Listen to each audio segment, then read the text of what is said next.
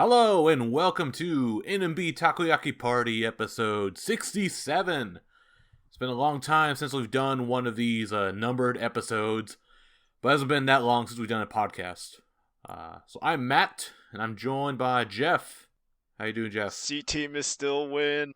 In your heart of hearts, C-Team is still win. And then also joined by Ryan. Ryan, how you doing? Welcome to Takoyaki Party, aka the Non-Battle is Bullshit podcast. With bullshitter number 1, Matt, and bullshitter number 2, Geoff. And are you bullshitter number 3? No, You're the MC. You're the master bullshitter. MB. MB, yeah. You put the MB in NMB. If you've been paying attention to our series of podcasts on the non-battle is officially over as of March 2nd. So we're going to go over the final event in regards to the non-battle. So it was at Oryx Theater. None of us went. We all watched the live stream. So that's bummer number 1. So the MCs were Missile Man and Aayan. And let's see. Then they had a panel of judges. So Akane, who's a choreographer. Smith, who is the music video director. Potter, or is it Hirakata Potter? It's not. No, it's not. It's not different him. guy. This is a different guy. Okay. Hirakata tool. Hirakata, the music critic writer, I guess. Yeah. And then Seigo, who is like a performance stage director, does a bunch of stuff. Nogizaka stuff. Some 48 stuff. Yeah. All right.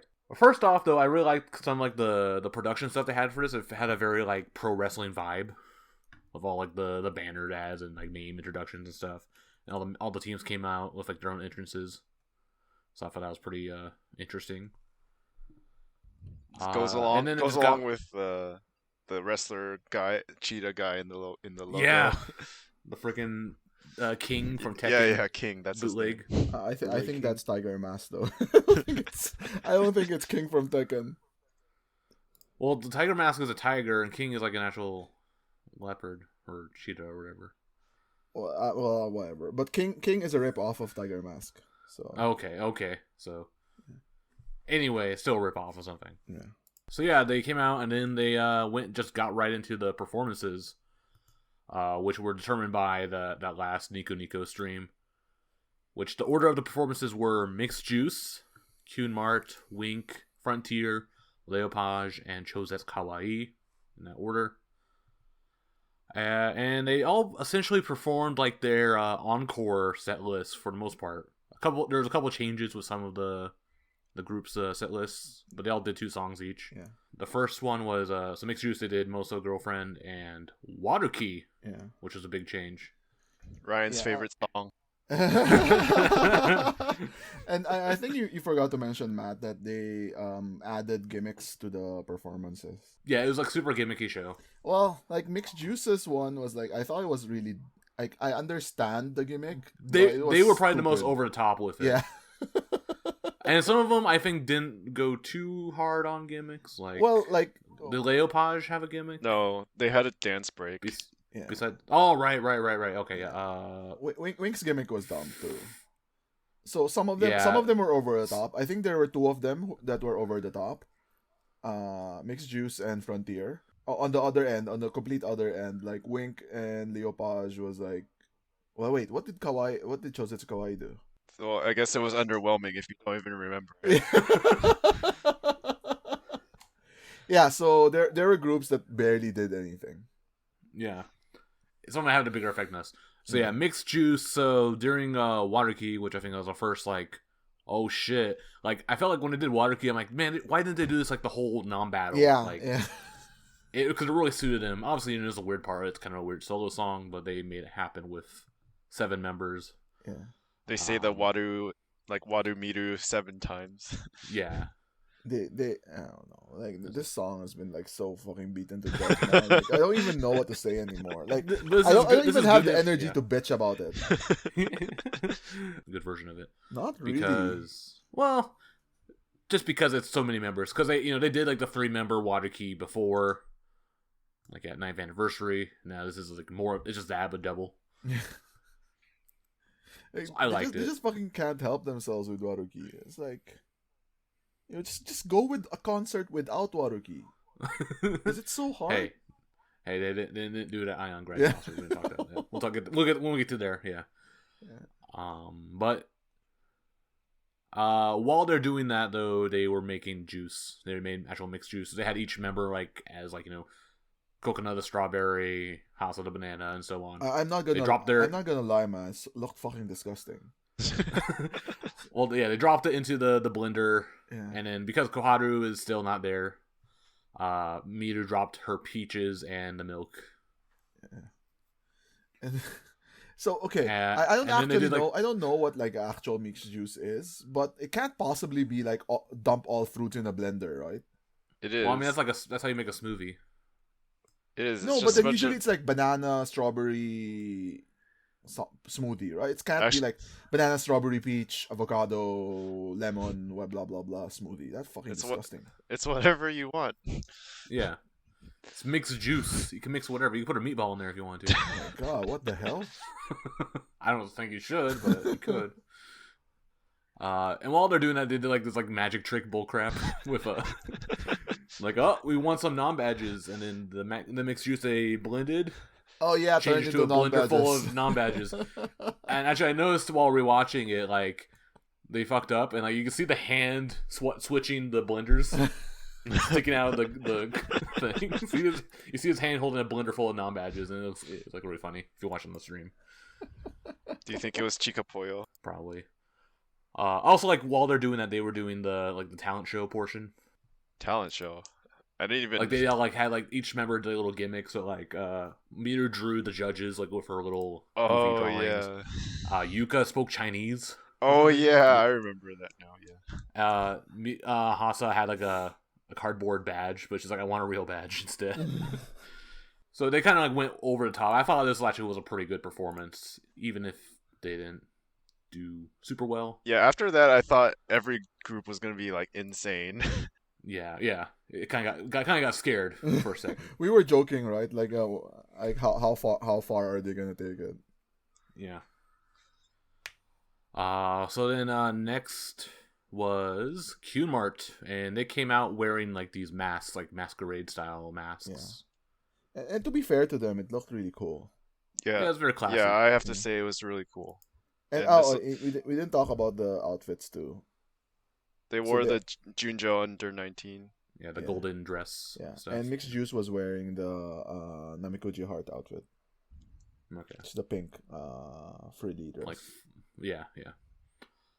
Cool thing, I guess, with the Q-Mart mask is, I guess, Hirakata like handmade all those masks for the members. Is that true?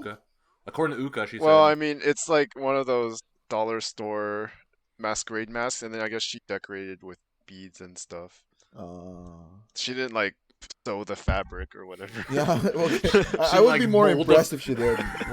She molded the mask to fit perfectly on each member's faces, like got molds on their faces.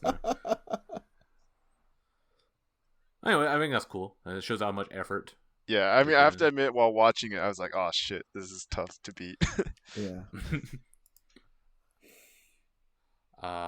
Yeah. Wait, so one question. They didn't change their set list. I mean, at all, you would probably know this because I didn't notice. Was Karen in Q-Mart? Yes, she was. So in that performance, she was there. Yeah, for the whole non-battle, she was there. Okay, because like, well, we will talk about it later because I was kind of confused. I actually didn't notice. It was very hard to notice a lot of the members because there were like just so many on for such a short time. Yeah. Oh, but yeah, because I know because there's 8 people there. I'm like, okay, that checks out. Did you say it was Isotsuki Machine? Isotsuki Machine and Scrap and Build. So like their second their set list didn't change. They didn't change anything. They did the crap clap. Crappu. Yeah. So yeah, that's Q-Mart. I'm like, okay. And then next was Wink, which Geoff probably believes was the main event of the whole night. And they came out with Uhoho right off the bat. I'm like, okay, so just starting with a showstopper.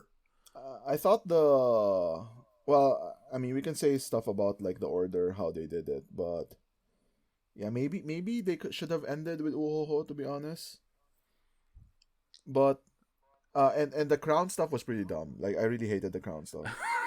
Yeah, I was like when they in decided the to go with moment, that. in the moment, I was like, I wanted to be encouraging. It's like, it's fine. But like looking back on it, this is fine. it was pretty dumb. Like they should have like worn like gorilla masks or like had someone wear an actual gorilla costume. I've been saying this since the like week 3 or week 2. Like they should have had like bananas and like pull them out and start eating them. And shit.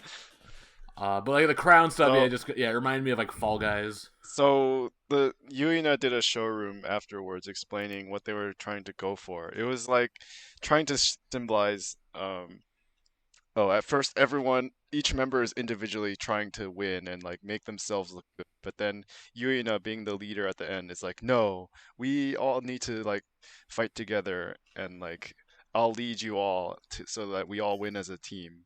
No, it took way too fucking long. But so I agree. It didn't work out on such a big stage, even though it was cool that they like ran around and choreographed it to use the whole stage. But then I think what they also kind of I think Yuina kind of mentioned it. They should have like inserted dialogue to make it more understandable.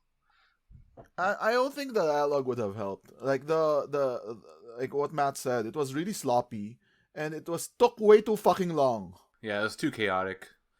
Like if it was like 2 or 3 members, like even if it was like the 3 members who did Uhoho originally, who did the monkey originally, and they fought over it, that would have been it. Fine. But it was like all 8 of them, and it was like, what the fuck is happening? I like how Mikana's though. She just like one hand grabbed the crown, just popped it, barely it popped on her head. It's like like playing it really cool. Well, that's her thing. Yeah. I think part of it, and I'll get to more of it when we talk about the scores, is that you kind of have to know the story of Wink and why they picked Uhoho in their original encore in the theater, or else it doesn't really make sense. Well, that's their problem then, because like the judges would have no fucking clue. Yeah. And they knew that these were gonna be like new judges, right? So they should have considered that. Yeah. So yeah, you can argue they missed, like with the order of the set list made it really hard, and the gimmick made it really hard to like judge on its own. Yeah. I thought adding Fumo was like a good idea because it is dance teacher bait. Yeah, they debated between that and Ha. But they should have flipped. I don't know. I don't know how I would feel about starting with Fumo because it's a really weird song. But like I feel like Uhoho has like a lot more impact, and if that's like the lasting impression that you leave, that would have been better. Yeah, I mean that was definitely the case in the theater show because you have 2 hard, crazy songs with Ha and Fumo, and then like a fun song with Uhoho. Yeah. Okay. Yeah. So Wink happened. Then next up was Frontier. Yeah. And they changed some stuff up as well. This was the other group that like overdid the gimmick. I thought this was kind of tame. It was pretty tame. Really? They fucking had like a story and shit. Oh right. I forgot about that part. Okay, I just bleeped that out of my mind, out of my memory, because I thought the other thing they did was alright. Anyway, so they were wearing the. Well, I guess we didn't talk about Wink, but Wink was wearing their. Yeah, Wink. The same costume. One more thing. Like Wink had like lame costumes too. They're great costumes. Yeah, it's just the tour concert costumes from 2019. Yeah, it's the ones they wore for their regular encore. Yeah. So Frontier though, they are wearing the Shigami Tsui Ta Sheishun uniforms costume. Yeah, which looks very similar to the Nijio Skurikata. They're both like very almost the same. There's like very like minute differences between them. Well, no, actually, if you. Well, I guess if you just. I should know. Yeah, but, I guess. Actually, one's short sleeve, one is long sleeve. One has like a white undershirt. One is short sleeve. Yeah. And also, Nijio Skurikata has plaid skirts. Yeah. And that's it. Well, then there's also the undershirt thingy under their scarf, where it's scarf color for Nijio Skurikata, but white. I'm like, how do you know this? That's how I notice it. And that's why I was saying it's so like you don't notice it just looking. Cause I'm looking at them, not the sleeves and the whole thing. Cause I just assume all the skirts are pleated. Okay. Anyway, they did those two songs. But yeah, as Ryan alluded to before, they did like a weird like drama skit thing between songs. Yeah, I thought it was fun. It was kind of over the top in the sense that like they did did a lot. So they had like a script and everything. So I like the songs that they chose. It was like it's the Seishun songs. It's the Ryan bait. See, if they did Hatsukoi, right? I was so disappointed no one chose Hatsukoi. Like no one even did Hatsukoi. Even Aayan did Hatsukoi. Damn you, Aayan. But yeah, but then I think the gimmick I noticed, I remember, is like they made a rainbow with the lights, like the stage lights. Oh yeah, they did that too. See, they did like way too much. It was so cheesy, it was good. Yeah, it was so. I mean, I can't even say it's over the top. It's not really over the top, but like it was. Yeah, that's why I thought it was classy. But then I forgot about the drama thing they did. Yeah, it was cool. They couldn't organize a pinlight rainbow though. so in your face, Frontier. So then we went from them to Leopage. Yeah, and it's the Matt's favorite song. Yep. Yeah. Teacher, and Don't Look Back. Don't Look Back. But between those, they did a dance break, and it was like Stomp. It's like which was pretty good. It's like the try hard shit Danceable does. It felt like just the music. It felt like the intro to River. Yeah, that too. I thought they were gonna switch to River. Fuck! Like so, before Don't Look Back started, I was like, oh shit, they're doing River. But nope. I would have been impressed if they did River, because at least because then they go NMB 48. Yeah. Or would they do Leopage? Yeah, and I guess they did the back roll. They actually didn't do the back roll. They did the step again. I think they gave up on the back roll. Yeah. So and that's kind of it. Them on that. That was kind of it. Yeah. And then last was Chosetsu Kawaii, and they did their two encore songs from before, #Skinanda and Ogo Diamundo. And yeah, I totally forget. Still don't remember what their gimmick was. Yeah, I can't remember. What was their gimmick? Misaki didn't suck. That was the gimmick. But yeah, I think maybe it's because they were kind of rushing through it. They were trying to just get done with it. Yeah. But yeah, that was the performance section. So then they took like a 10-minute break, an actual like 10-minute break to ventilate the venue. Was that why? They said they opened the doors. Yeah. So it's a thing in Japan now. Like for any like indoor performances or whatever, they take a 10-minute break every hour. Oh, they didn't do that for the concert I went to last Sunday. Well, but they also stayed out past 8:00 too. So they got double fucked by Corona. Yeah, because we know coronavirus only comes out like at the dark hour after 8:00. Yeah. Yep. While they're doing that, it's like, oh, okay, they're like gonna take 10 minutes to do that, and then also the judge is gonna be like deciding their scores, and they come back and reveal the scores just like any kind of normal show. Mm-hmm. Then they come back and there are no judge scores. I think they just said like, oh, we're going to be doing that at the end of the show. Like, huh, okay.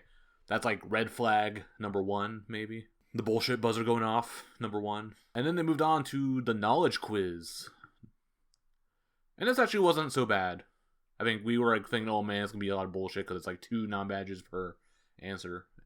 It actually ended up being kind of boring because it was like a 4-way tie. It was too easy. Firsts. The questions. Yeah, 4-way tie for first and then a 2-way tie for not first. Yeah.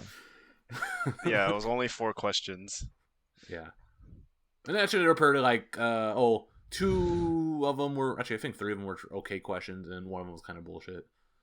So the first one was like write Zetsumetsu Kurakame Shoujo and the kanji for it. And then the second one was like put these uniforms in order by release. Yeah.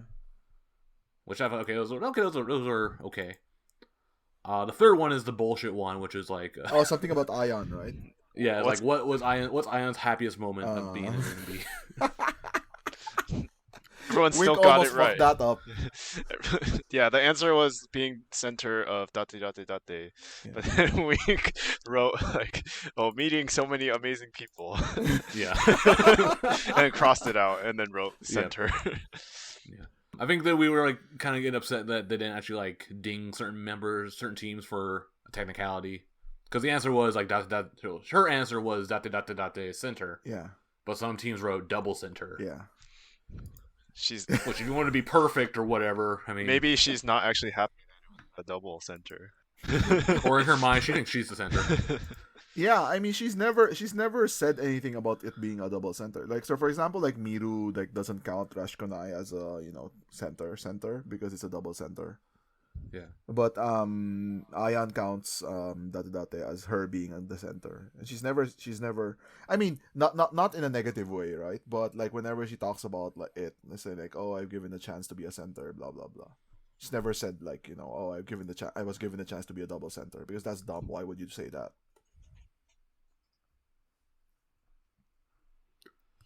But that's a technicality. Whatever. Yeah, that's technicality. Yeah, sure, I guess. But like, they should have gotten half a point. Should have got one non-badge if you didn't get exactly right. And then the other question, which I thought was actually pretty clever, but it was like I thought it was a good question, It's too but easy, then they twisted it. So it was like, name that tune, which I think, oh man, that should have been pretty obvious. Yeah. But they took 3 songs, played them all at the same time, and you had to like name all 3 songs. Yeah. Those songs were "What Are the People," "Oh My God," and "Setsumetsu Kurokami Shoujo." Yeah. If it was like more difficult songs, it would have been more interesting. More deep cuts. Yeah. That would have been way. And the thing is, like, they had 8 members per group, so Yeah. That's 16 ears. If it was just one, if it was just like, for example, me, right? I was only able to pick out "Oh My God," and it seemed like everyone on the court wasn't able to pick out "Oh My God." Everyone picked out the other 2 songs. Yeah, everyone else picked out like Warota and Zetsumetsu. So basically, if we were a team, right, like we could have built like the 3 songs because like I was able to pick out "Oh My God." So I'm pretty sure like all the teams like had the same thing where like except for one where they put Boko Ikaire. Boko Ikaire. What the fuck? I mean, that was how did you hear Boko Ikaire there? Blame Sad Haru. Yeah, anyway, so they did that. So those were the results from that. So it was not terrible. It was alright. Then we get to the challenge corner. And so what they did is they had like a big like bingo board set up with different point values, and the teams could pick. Yeah, that's like Jeopardy. One of the squares. Jeopardy. Like Jeopardy, yeah. What determined the order? Was it just like by most points, or They did lottery beforehand. Okay, but we didn't get to see it. Wink went first. And they picked the number 12 one, which I thought was okay. That's, you know, they're playing it safe. A little safe, yeah. I guess that this might have been like their downfall, was like they tried to play it safe. And so that challenge was all members had to. So like, there were 4 categories, right, for the challenges. Yeah. It was like one was like individual thing. One was like teamwork. One was something else, and one was like revenge. And it was like a previous challenge from like the previous live streams. So they had to beat their score or something. Anyway, so it seemed like the members weren't told exactly what the challenges were. Mm-hmm. I think they said when they brought the boards out that it was all stuff that similar things that they had done already on the previous live stream events. Mm-hmm. So that was previous like NMB stuff. Yeah, like Manabu. That was their only clue. Oh, from the revenge. The revenge. I think not specifically for revenge. I think they were saying it for the whole board. Huh. Either way, yeah. Anyway. The important part is that they didn't know beforehand that what they were doing. Because I thought this would be like, you know, to make it like streamlined during the show, they would like have all the groups like pick from a list of challenges with different scores, and then like they would pick it then there. But then like because it was on this board now, and you had very limited choices. Like only one team could pick one. Yeah, that was the bullshit part too. Is like if you go like it was such an advantage to go early, Well, Because I mean, it depends on your position in the overall ranking too. Like Wink is leading, but they don't want to risk it with 20, so they went to 12. But yeah, then like that's how the they lost. the I mean, we'll get to that.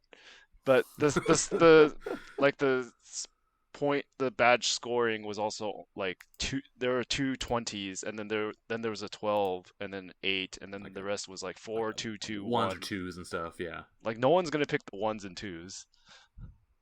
So I don't know. It wasn't really. It wasn't balanced. Yeah, it was pretty unbalanced. Just from Yeah. that. So yeah, Wink went first, and so the 12-point challenge, which was everyone had to hold one of the like shock button things, and I guess it was like kind of like a fake not being shocked or whatever, fake being Yeah, shocked. only one of them was actually turned on and would shock you. But then everyone had to like pretend that it wasn't like that they weren't shocked. Yeah. And then so they sent one member. They sent like, so Yumin was the member who came out and like had a judge and try to guess who got the shock. Yeah, and she got it wrong because like pretty much no one reacted visibly. Yeah. But Nanaho actually got the one that shocked, but she's always been really good at like not flinching when she gets these shock items. So they got lucky with that, and so they passed the challenge and got the 12 badges. Yep. Then next was Cunmart, and they went for a 20 badge challenge. I mean, at that point they had to basically if they wanted to stay in the game. Wink getting the 12, basically like the only way for Cunmart to catch up was to go for the 20. Yeah, well, they're one of the 20s, I guess. Yeah. If they went for the other one, they might have been screwed. Yeah. But they went for this 20, which, in hindsight now, I think probably should not have been worth 20 points. That's putting it mildly. Yeah. Should have been worth so like what 5 points.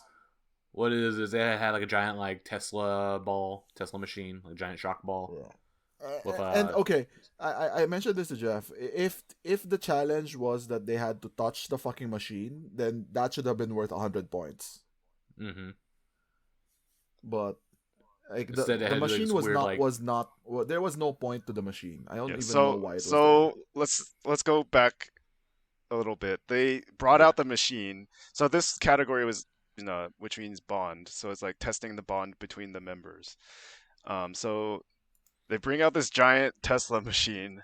They're like demonstrating with the little metal ball that you hold up to it, like in a science museum, that it's actually like sparking, it's arcing. So they're like scaring the crap out of the members, and users and IP are off in the corner crying because they hate getting shocked. Yeah. And then they explain, okay, so you all have to hold hands in a circle and not touch the ball, but then like one of you needs to charge a static cup, it's a plastic cup lined with aluminum foil that they always use on You Gotta NMB. Yeah. You have to charge it up, holding it next to the Tesla machine for 5 seconds, and then the other member at the other end of the circle needs to touch it. And then when you get shocked, none of you can let go. So you have to stay linked. That's like the test of your bonds. Yeah. So then after like 5-10 minutes of crying, they finally like get the members all in the line. They're like holding their arms under their like the next member's armpits, like trying to not let go at all costs. Then like Wakanyan charges up the static cup and Nagisa touches it. But then nothing happened. Yeah, she's like, "Wait, did I touch it?" And then everyone else is also like, "Wait, did she touch it?" And they like kind of fall to the ground out of like surprise or relief. I don't know. And then everyone. It's like one of those like fake out, like soccer fake outs. Oh, it could be I'm bleeding on the ground and start crying, Oh, the pain. And everyone at this point, like everyone on stage and in the audience and watching the stream is like, what just happened? And the MCs are like, so while like for Wink, when they had to like they got the other members to test the shocking button that Nanaho touched, and then yeah, they were proving that one actually shocked her. Yeah. Then for this one, they're like, okay, we're out of time. Let's it was it shocked you, right? Okay, you win 20 badges. Let's move on. Well, they took like way too much time. I think one way to have made this one fair is one of your suggestions, Geoff, was like they should have pulled out like those rap time watch clocks and say like you need to do it within 5 minutes. Yeah. Oh, okay. They were definitely like wasting so much time at the beginning that I thought they were gonna like screw up the challenge time for the remaining groups. Yeah. Like Yuzi was crying in the corner for 5 minutes. But yeah, and yeah, I mean that's red flag number 2, bullshit buzzer number 2 for this event. I think, yeah, this one like this particular challenge was like the dumbest one because I guess like because the Tesla ball looked really impressive, right, and that looked scary, but like I think they lost the charge. I think what really happened was they lost the charge. That's why it didn't charge at all. The ball didn't charge the cup. Yeah. And so as I was saying earlier, right? If the challenge was they had to touch the Tesla ball, okay, then I understand the 20 points. But like, yeah, it was basically a free point. Yeah, especially because like I watched like a clip from You Gotta.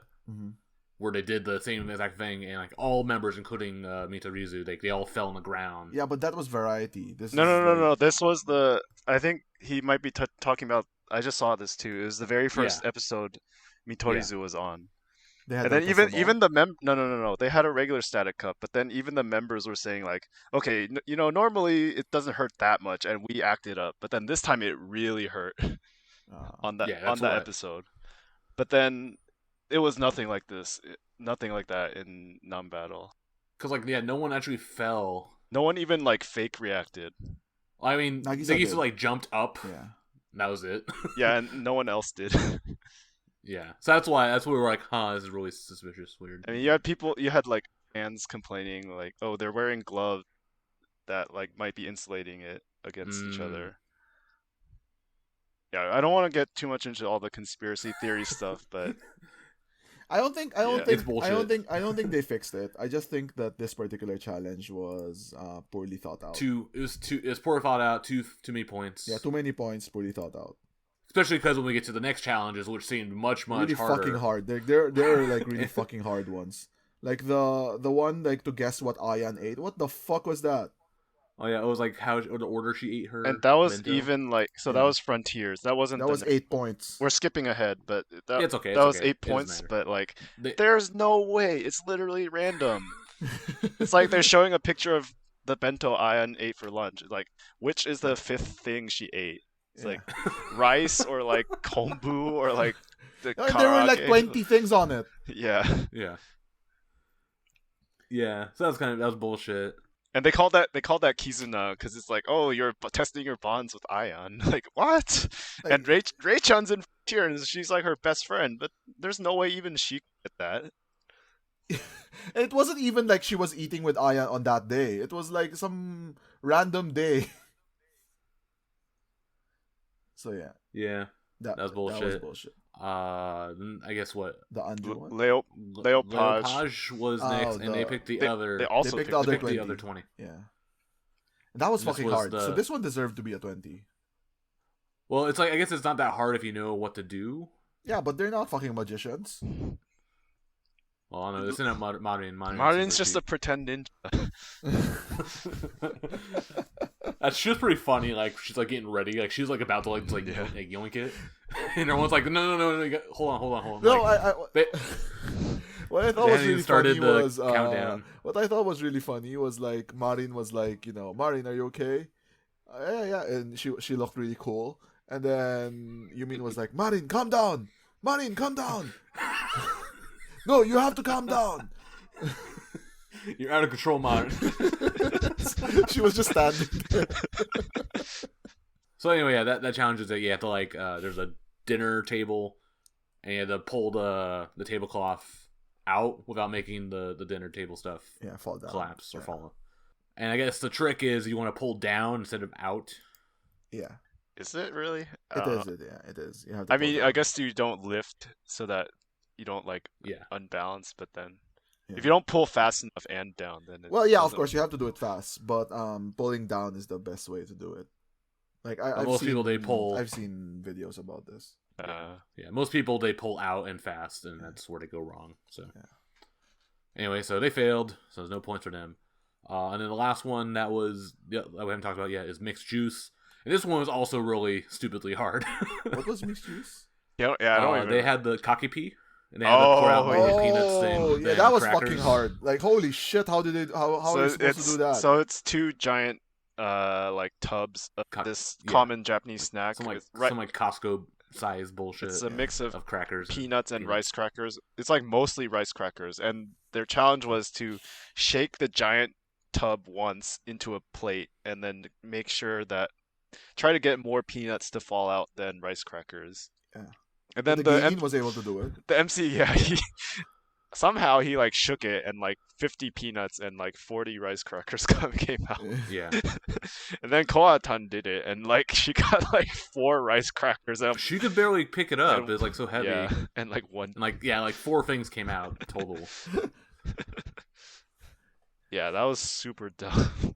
How many badges was that even? Like 10 or something? I think it was 8. No, it was 8. 10 or 8, yeah. And then I guess it wasn't last. I think at this point, like those teams were just like playing not to lose, so they weren't even going for the high points anymore. Yeah, I mean, there were no more. They were all points. taken. Yeah. So that's people complained about having the lower ranked teams going later. So they didn't even have a shot when like challenge was billed as one of the things that you could make a comeback. Yeah. So then Chose's Kali, I guess they were actually like 3rd or 4th in line, but there were some technical difficulties. So they picked the revenge category for 10 points, I believe. Yeah. And it was double jump rope challenge revenge. Yeah, basically what it means is like in all the previous live streams, they would choose one of the challenges from those live streams, but they needed to score higher than what won. Yeah, so one of the challenges... higher than the highest score. Yeah. Oh shit.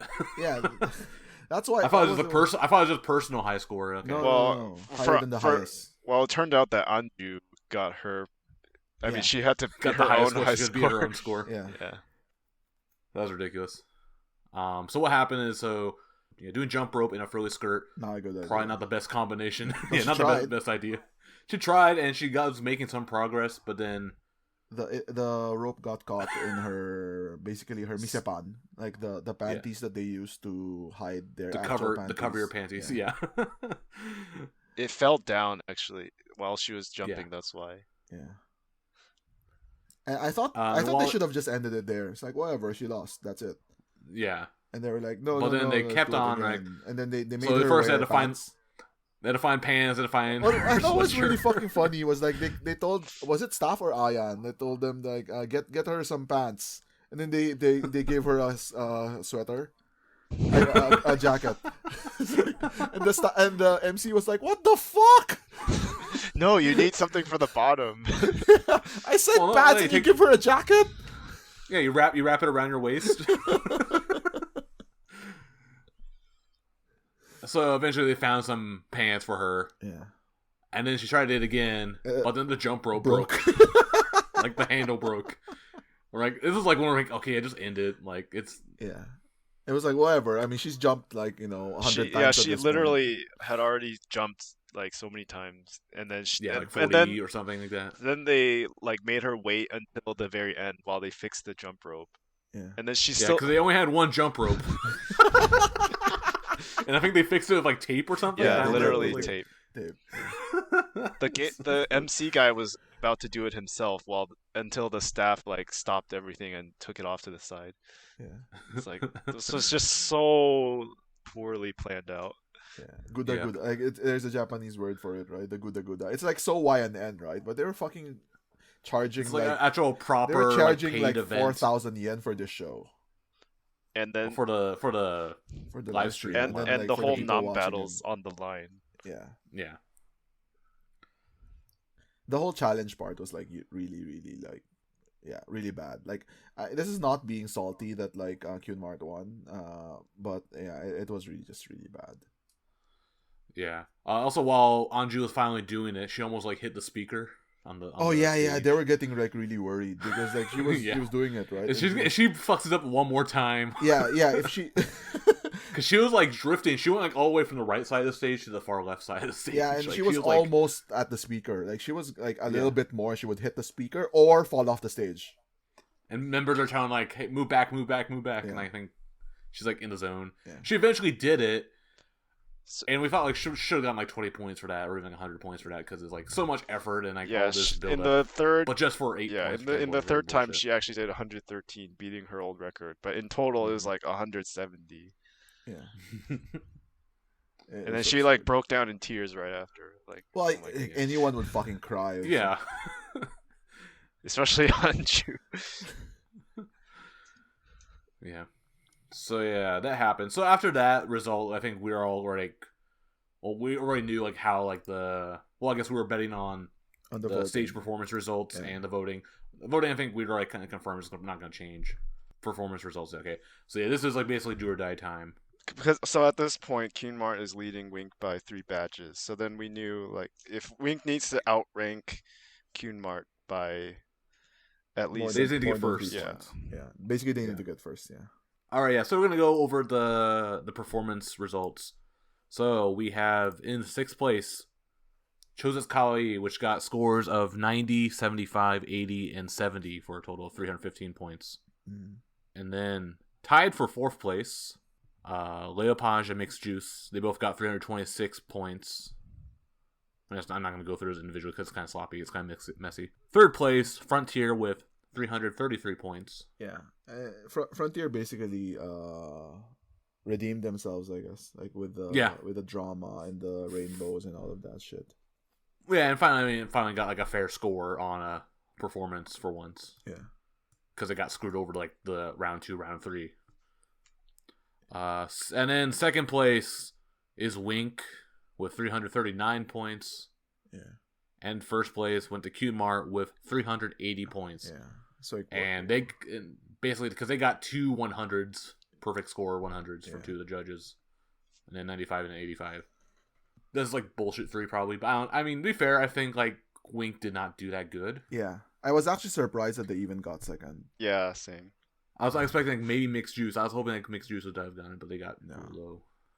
Well, I guess like the Fumo stuff and Yuho, like, you know, they saved them, like the actual like performance. It saved, but even then they got 3rd worst or 4th best. What, Mixed Juice? Yeah, from Akane.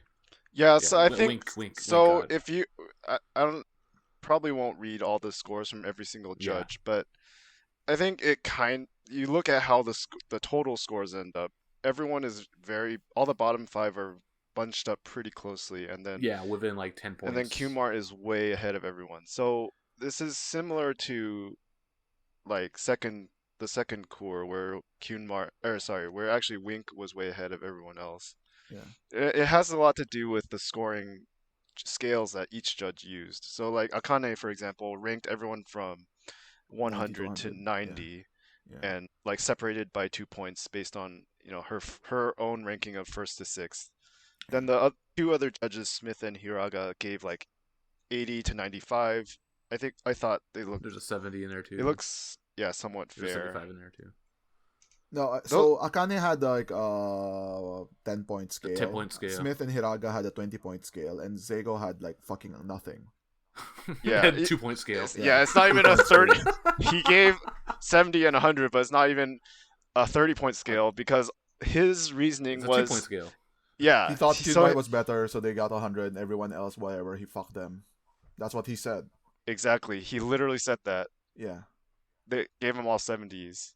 Yeah, and that so I mean, without his scores, the ranking order would have been the same. Yeah, so it wasn't. It didn't make people that salty, but like if the bullshit that he did actually mattered, then people would like fucking. have bombarded the NMB raided the stage. Probably not, but you know they would holding pitchforks and pen lights. Yeah. But like I thought like say like whatever Cunmart won, right? Like they had like a good performance anyway, so they deserved it. But like Seigo fucking stupid score. Like that was dumb. That was really fucking dumb. It's just super disrespectful to everyone. Like I only like this one group and the rest of you I don't care. Yeah. Like it doesn't even matter. Like give them 100, give everyone else 90 if you don't care. Yeah. Like don't like basically destroy the scoring system. And it was Tego, right, who commented about Leopage? Yeah, he did, yeah. So he commented after giving them a 70, like, Leopage I really liked because all I saw was Ishida. Yeah. Like wherever I looked, all I Only saw was Ishida. Yeah. And then I thought so when he said that, I actually thought he gave Leopage the 100. Yeah. So they also read the scores like super fast. And it was impossible to tell like what was going on. Yeah. Yeah, but like afterwards in showroom, Yumin was so upset about that because she like wants the whole team to do well. She's not there to show off herself. Yeah. Like, well, don't worry, it's not her fault. It's fucking Seigo. Yeah, some stupid idiot. Yeah, and then we're commenting like how he was like he does like Nogizaka stage show stuff. Like he's in charge of those concerts.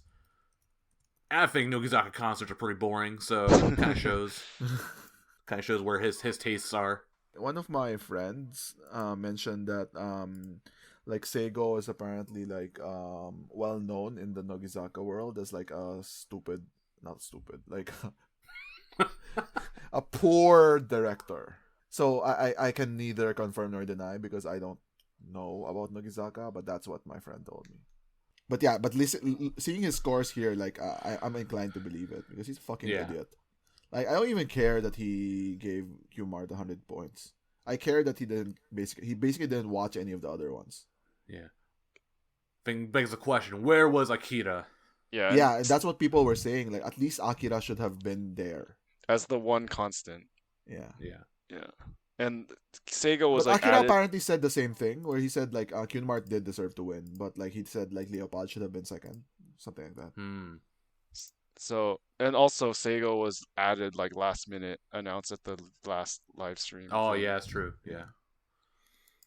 Maybe he was working the concert. Maybe that's just director for the concert. I mean that just adds to the conspiracy theorists. Kinmotsu's check. Cleared to like rig it for they don't use checks in Japan. His Honko or whatever his got approved and processed.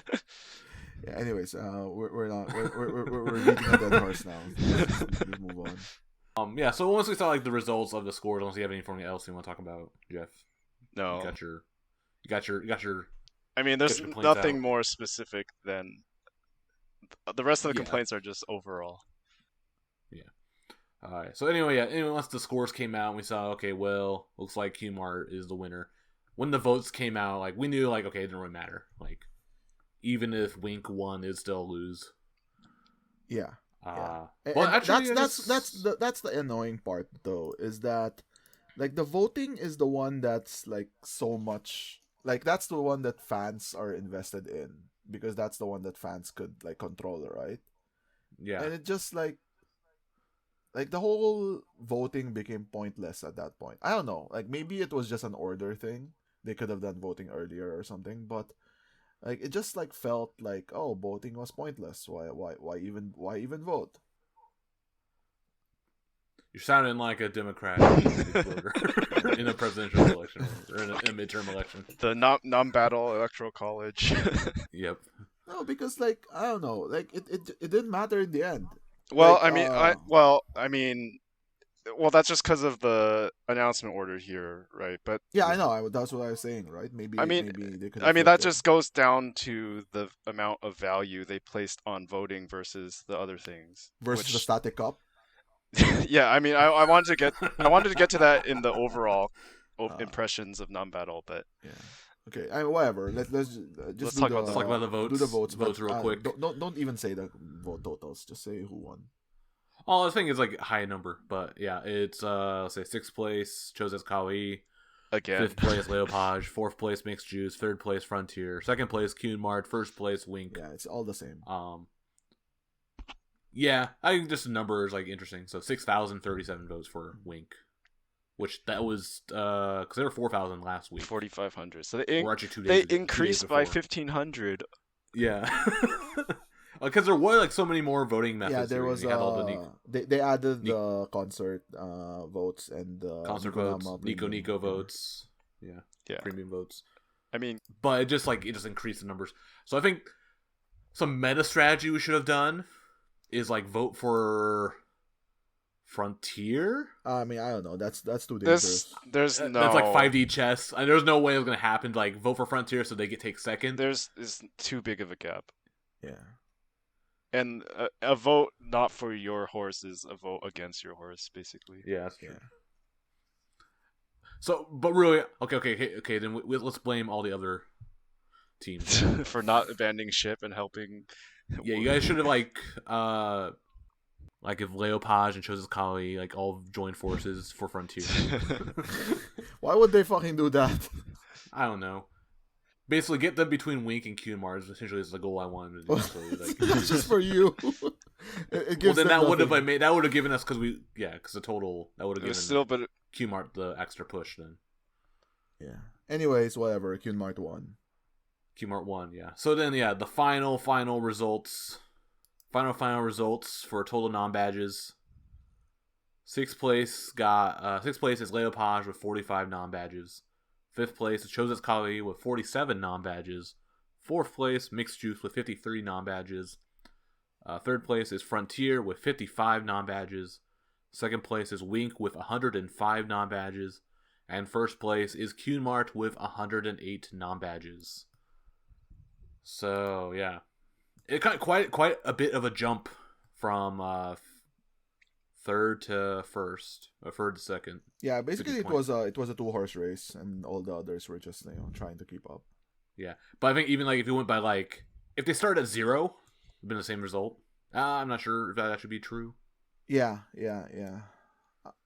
Because basically got this 12 points in the challenge as well, so yeah, it would have been the same. No, Frontier. Frontier did well. Yeah, it would. It would have. I'm wondering. I guess the bottom 3, the bottom 4 probably would have been a little bit different, but they're not 1 or 2, so who cares? But Leopage got really fucked in the actual finals because of the challenge and missing on the quiz. Yeah, missing one question on the quiz. Yeah, because they went from 4th to 6th. Yeah, after this. Yeah. It didn't really matter. 2nd place is first loser, and being 6th didn't really matter. No one cares. Which is we can transition to the thoughts on the NAMBATTLE thing. Is that basically if you're not first place, you're nothing. Essentially, yeah. Yeah, so that's the final. Yeah, so that's the final results of the non-battle. Do you want to say all the extra shit they got on top of what was announced before? Oh, the prizes, yes. Let's see. Rub it in more, even more than when we were watching the live stream. Yeah. And Wink was crying behind Kyun Mart. Deguchi was losing her shit. Yeah. So I guess as we said, when this first was announced, so they won. A coupling song for the next single, a music video for said song, a brand new feeder stage. I wonder how that's going to be. If that's going to be completely brand new, or is it just going to be their non-battle set list? No, it's going to be completely brand new. But I'm going to bet you that they're going to add scrap and build and the other shit there. Actually, I wonder. Osotsuki Machine. I wonder. So this is also kind of weird. I guess not to go too deep. So Nagisa's really busy. Yeah. So I wonder, are they going to sub in other members for her? They will definitely have to do that. Someone like Mirai or Reiko or whoever will volunteer to sub. Dude, I don't want to see Wink members in this. I hope they personally refuse. She goes in, and you have to go to a Kyun Mart stage. I'll only look at her. But like, yeah, that is a very good point, Matt. Is that I was saying this in the Discord. I thought like Kyunmart is like the worst team to win because like Nagisa's never gonna be there. She's gonna be there for like Shonichi, and then that's it. You're never seeing her again. Shonichi and Senshuraku, Yeah. when they get rid of it. Yeah. So there's that, and then they also said they got, let's see, Hirakata Park. Hirakata like passport, lifetime like passes. lifetime. Is it lifetime? Well, as long as you're an NMB member. Oh, okay. Or I was like, as long as Qmart's still a thing. Idle lifetime. Okay, that's pretty neat, I guess. And no one fucking wants to go to Hirakata Park though. Yeah, when you have USJ. Yeah, I know. It's like that's the thing that you're not allowed to say. Yeah. It's like no members it's actually like go budget. to Hirakata Park. But It's like, look forward Go to Karen's Hirakata Park pictures, I guess. I guess so. It's like at Disneyland. So in Disneyland, there's like another like Epcot? little dinky theme. No, Tokyo Disneyland. There's like a little dinky like theme park. Like I think 2 or 3 stations before. That isn't. My You mean the big Ferris wheel? Yeah. Well, Is that isn't that like a a mall? No, it's like Kasai Rinkai Park. It's like a public park. It's not really a theme park. Okay. I always see that. I'm like, why would you want to go there? I mean, when you can go it's to more like Disneyland? Knott's Berry Farm in Southern California, Okay. like on the way to Disneyland. Fair enough. Yeah. Now, Or, I guess- some roller coaster enthusiast is going to tell me, no, well, actually, the rides are better, but In Knott's Berry Farm. yeah. Back when I went there, which was a long time ago, I think I want to say it was like Snoopy was like their mascot. Oh, really? Yeah, this must have been like 94, 95. I don't know. It was a long time ago. I remember I went there once. But yeah. I guess also a quick aside or a little news about Hirakata Park is NMB has a collaboration with the theme park. Wait, we haven't talked about this? Not yet. Holy but we're gonna shit. do breaking news. It's not breaking news as in It's like 2 months old. it was announced in the middle of the non-battle stuff. We actually got really excited. It was gonna be something. But anyway, yeah, so NMB and Hirakata Park are having a little collaboration together where they'll have some displays, some NMB displays in the park. There's going to be like photo spots, which I guess are supposed to be like the album arts for different like singles with like the faces cut out. So like, oh, look at me, I'm Sayaka or something like that. And then also like I guess like a VR experience, like where it's like, oh, I'm on a date with the members. And it's like a Senbatsu member that you can have a VR date with at the park. Yeah, I'm going for that. You know, if that, and that's from I guess it hasn't started yet. I think it starts like March, like I think next week maybe. Yeah, next week. March 12th Until like June. Yeah, like middle of June. So Geoff just barely missed it. I'm not gonna make it either. Oh, you sound so disappointed.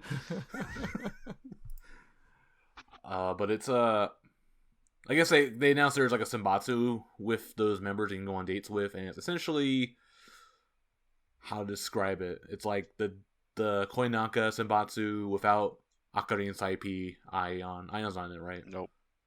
No Yumin. And then You Miyu. subbed in Hasa is in there, and Yeah. then Mew is like the new entry. Yeah, New basically calendar. from Koinanka Senbatsu, they got, if you remove the graduates, all 3 of them, right? Yeah. Okay, so Minus it plus- goes down plus, to 15. Yeah. And then they removed Yumin, so it's 14. So they added Hasa and Mew, which is like really Mew. surprising. Yeah. Which yeah, there was some like talk about that in Discord when that announced. But yeah, that's just a little aside. That's happening. Yeah. But if you're not in Japan, you can't go there anyway. So Yeah, so it doesn't matter, whatever. yeah. Looking forward to Jeff's report of it in the coming weeks. Okay, so that was another thing they added to the prizes, and then another thing was they're going to become like the image models for the Osaka tourism For the bus pass. bus pass. Okay. So Osaka Tourism Board sells like a bus pass, like a 1-day pass, tourism pass. It's pretty nice actually. But so this actually sounds way more impressive than it actually is because NMB was already the image models for this. Yeah. So they just changed it from NMB to Kyunmart. But I mean, it's great for them. It's probably still like half the same members anyway. So it doesn't yeah. It's still Nagisa, Kojiri, and Yeah. Kato. So it used to be the Date Date Senbatsu. That's They just took the date date cover art and Yeah. then photoshopped some words over it. Yeah, And then plus Sadharu has her like ballet thing. with them. Yeah. Okay, and then let's see, they got their TV show stuff. So Imosto, that's the showroom show Yeah, it's a contest showroom thing, right? bullshit show. So they're reviving it and then giving it to Gunmark. It says like it's a every day, it's a daily. No. That's the name Program? of the TV channel. Mainichi Mainichi Hoso Hoso, yeah. special show. Okay, so they're doing like one episode of that. Yeah. What's this? Skincare set. Yeah, it's So- it's the what's it called? Yo- The yo- thing that you wipe on your face to remove oil. Facial paper, I guess. Kleenex. No, it's like no, Matt. The fuck? Matt is the worst person to ask about this stuff. Okay. Clearly. But yeah, so Yojiya is like a company that makes the oil remover facial paper, and they were one of the sponsors for NAMBATTLE. They were listed on the homepage. Mm-hmm. So they're providing a gift set, like skincare set for all the members. These dudes are really cool though. They even gave us free hand sanitizer. The Sunway, the sponsor at the concert. Let's see, and then it looks like they're gonna get a special show on YNN. You know what I'm Which I scared guess- is that this special YNN thing will take over the camp, right? Because Oh, the it's summer it's camp? around it's the summer it's around summer camp. It's gonna be around summer camp. Well, summer basically. camp is like August. Late August. That would be a yeah. long time from now. Well, they never said when they're gonna do it. Well, I sure hope not, because they've taken enough from other members. For me, it wouldn't be the worst thing. It just means there's a lot of Piro in the summer camp. No, that's gonna be fucking boring. If it's just these 8 in summer There's camp, no Anchu playing video games. So I'll trade Anchu playing video games for Piro. Man, you're No, too fuck easy. it. You make Yeah. some, you lose some. Yeah, no. You get Too easy. vetoed. Too Vetoed. Too easy Okay. for orange chicken, man. Yeah. Yeah. I didn't even get any like from that picture. I risked. Yeah, that's not. Side talk note, about so that's all the prizes. that. So I think there's also one. I don't know. One more thing, I guess, also at in the big announcements. Yeah, so that's the non-battle in the can. So let's like take a few minutes to talk about like what do we think about the whole non-battle as a whole. I mean, and I'm gonna say more like the good things, because I think we've just spent like an hour talking about how bullshit it is. So let's talk about like the good parts about the non-battle. And I think. I guess I'll. Go ahead. Oh, you can go ahead, Okay, Ryan. I was just gonna say that I think it got like a lot of. So some people, I think someone asked like whether NAMBATTLE was good in the sense that would it been able to like attract like new fans? The answer is no. Yeah, I think so too. No. But like that doesn't mean that you don't do it, because what I felt that it was successful in doing was give a lot of content to existing fans and basically make existing fans more hardcore. Yeah, I agree. So that was the object. I don't know if that was the objective, but like that was the effect of it. Well, the main thing is they wanted to give like all their members work, and I think based on what I imagined the original objectives of NAMBATTLE were, I think they hit all of them. Which is like give members work, Yeah. do something new, Engage like, fans. I guess Yeah. engage fans. Okay. I mean, I hope not. One of their objective was not like to gain fans on this. I don't think they gained any fans out of it, to be honest. But like even like, so obviously more engaged fans like spend more money on you, right? So if you were able to convert like a casual into a hardcore fan, then that's great for you. Yeah, I saw a good number of comments saying like, "Oh, I subscribed to DMM for the first time to watch the theater Hey, shows." that was me. That was my Yeah. comment. I described the See, DMM for even the first even time. got Matt to do it. Yeah. Which is, I think about making like existing fans become more hardcore, especially that's evident like in our like, Discord. yeah. Because like if like, there's we no have, like, NAM a lot battle, of no one newer- comments on theater shows. Yeah, there's like a whole. It was like because we have a lot like newer NB fans in the Discord that came over like from Produce 48 or wherever, and I think a lot of them like I think got really into this. Yeah, which is so much great. that we started forming our own tribe, and we're making memes together. So we have like all these like collective like inside jokes now, which I think is pretty cool. Yeah, Sad Haru, Mad Haru. We made 3 sad Haru memes. 3 sad Haru. there's like 3 Sadharu memes now. Yeah. There's that. I mean, yeah. So I think that's definitely good. I think I'll kind of like leapfrog off of that point you made. Yeah, made the theater shows actually a focus for people who don't really care about theater shows. So like I think like here like among us three like we have like the 3 extremes. So we have like crazy people who like watch every single theater show in Geoff. We have people who are like kind of like in the middle, like you used to watch a lot of theater shows, but maybe not so much anymore with Ryan. And me, who like never fucking watches theater shows unless it's like a special, like big special one, like graduation, like Saika graduation stage or something. Yeah, and it got everyone to start watching, right? Yeah, like, I think it was a lot of fun. Like, and like I thought like the funny thing is that it turned everyone into a critic. Yeah, that too. I think it kind of ruined shows for me now because like okay, so we've been watching like these like non-battle stages like with like critical eyes now. Yeah. It's like so when I went to I think she's slow. well now like I went to that 22/7 Nanabu no Nijuni concert last weekend, and like they were like off rhythm, off beat, and like, I'm like, oh, I can't watch concerts anymore now. You These just girls suck. Yeah, you just realize how good NMB is. I guess so. Stand talent.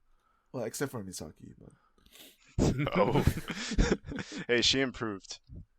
in NAM battle, she did okay in. I was actually like really impressed with okay, and we'll move on. Yeah, so let Geoff, you can say your Well, I guess like some of the 7th gens definitely needed more show performances because they hadn't debuted yet. Like Misaki and Kohatan. Oh wait, pause. Pause. We didn't put. Pause. Do we? Let's talk about Kohatan. Oh, we want to talk about her now. We're gonna pause and put this disclaimer out there first. Okay. Okay. So I guess Kohatan. So she's part of Mixed Juice, and she was in the first week of the performances, and then not in the second one because of health reasons. And not in the third one because of health reasons, which the third time we were like, that's kind of suspicious. Yeah, so I want to apologize to Kohatan for that. Like... Yeah, we were being really insensitive.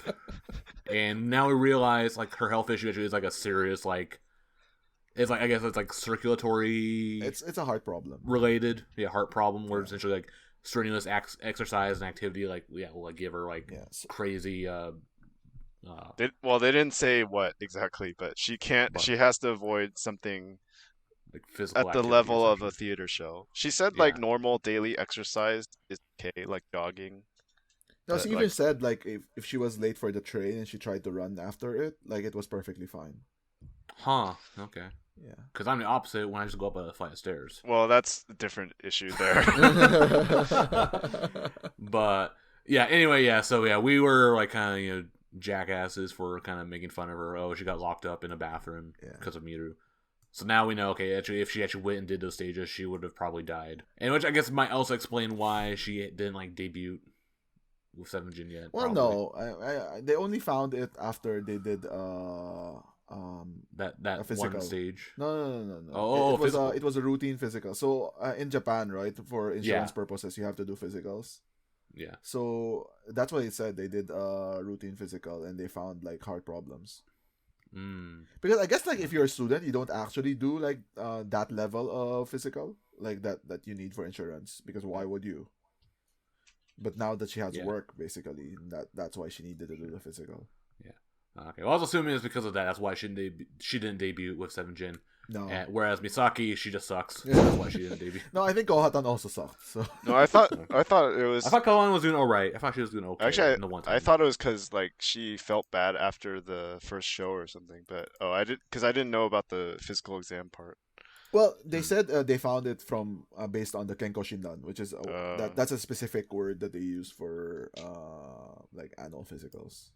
Okay, so there's that. So then, okay, unpause, go back to what Geoff was saying. Yeah. So gave 7th gens a chance to rehearse with a bunch of senpai and learn so much from them.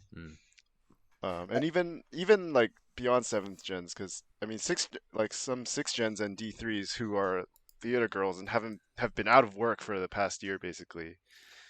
Yeah, like we said, this was one of the main goals they had, to let them appear in theater shows regularly, and then also change it up, like working with new groups, forming new bonds. You know, letting yeah. new members take leadership positions, things like that. I thought it was a massive success in that sense as well. Like I didn't mention the 7th gen part, but like giving the girls extra work, right? But it also giving like experience to everybody. Obviously 7th gen is the obvious answer there, right? But then as Geoff said, like the 6th gen as well, and some D3s, like even like so someone like Manati or Renatan from 6th gen, right? Like they don't have that much experience either. Or even like Hinacho and Manatee. Yeah, because they were Kyusei the whole time. She was like gone for a year, right? So I think in that sense it was really good, and like the strengthening of the bonds, whatever. I mean, anytime you work together with a group, right, towards like a common goal, that always happens anyway. So that's I thought it was good. That was a good point, Geoff. I didn't think about. And I'll leapfrog off that point of like getting members' experience. Also, I guess giving them experience with different members that they don't normally hang out with. So it kind of helped them like intermingle, intertwine. Like it kind of broke up the cliques. Wow. So we got a lot of members like hanging out that didn't normally. Some of them I think were still like Q-Mart, it's still mostly the same people hanging out with each other. Or mixed juice. And I guess even Chose's Kawaii is also some of the same people because it's half 4th gens. Yeah. I think like Wink kind of benefited from that mix of stuff, I guess, and then Frontier as well. I mean, I think Mikana says it a lot herself too. She's never been confident in her performance, but then like, even me personally, I think she's improved a lot through doing Teppotai and then now being in Wink. Even though it's just like a short period, like practicing all these like very experienced theater members, she learned a lot. Yeah, and I think Anshu wrote like in a Mobame like yesterday. She's like thankful for these members for like kind of like putting up with her because like having like be flexible with like how like her like different needs and stuff. So Anshu's like so. Such a weird person. This is our stealth Anshu soapbox moment. I don't really have much. That's just it. I'm seriously worried that like she's just gonna give up now because of losing, I guess. Like she didn't seem super. Really, like that MOBA me like sounded really fucking weird, grim. Yeah. But isn't every Mobame from her like that? A lot of them are, yeah. Like she like mentioned like how like her whole life like in this period was like is just being home or going to the studio to practice. She actually hangs out like in an emergency exit stairwell for some reason. She's really weird anyway. So yeah. There's that. Yeah. But yeah, like how like kind of it helps some members like mix up with other members. Yeah, which is always a good thing. So I guess my question to you guys, like to branch off of this whole conversation, is that do you think they will continue with like the size of groups, like no more teams, just like NAMBATTLE groups for the time being? I think until Corona's over. They will. I mean, like they've basically like demonstrated that you don't really need 16 members a stage. Mm-hmm. So why do 16 members a stage? Well, so some fans were asking like, oh, why couldn't the existing teams do like a downsized stage last year? And Chihi mentioned one of the reasons was that like, well, at least for Team N, they were down to like 12 members, and it was to the point. It's already downsized. Well, it was to the point where even if they did like a 7 or 8 member stage, there might not be enough like members to cover in case one needs to be out. So I think they they need to plan for that contingency, and I think with like Teppotai, that's like a stage that they're doing with 7 members, and they have like enough backups now. So yeah, I think they've planned I guess they're basically worked out a new system to do stages with 7, 8 members. So I think they will continue with this. Yeah, I don't know if that made sense. No, I guess my question is that even post Corona, do you think that they will go back to the teams, or they just do like groups? I can see them doing like non-battle season 2 where they just like do a new shuffle. Yeah, like, that's I don't know. Like, I don't know if I want to deal with a new damn battle. Yeah, I don't think I especially like around this time of year, I think it kind of works out because at least it gives them like a regular thing. Because like usually this time of the year is kind of slow. Yeah, So I think they're gonna do it. Like if there's one thing NMB is good at, it's like beating a dead horse. So I think they would do it again. I don't know. Give it 2 years. I want them to do it yearly. Do it 4 years. Yeah, I'm only thinking like next 6 months time frame. Do you think they're gonna do a non-battle in next? No. I'm saying they won't do another non-battle. Oh, okay. And then I think I'm thinking like yearly. It would be yearly at the earliest. But I mean, non-battle was conceived in order to because the old system of 16-member teams wasn't working, and then they switched it to this 8-member system.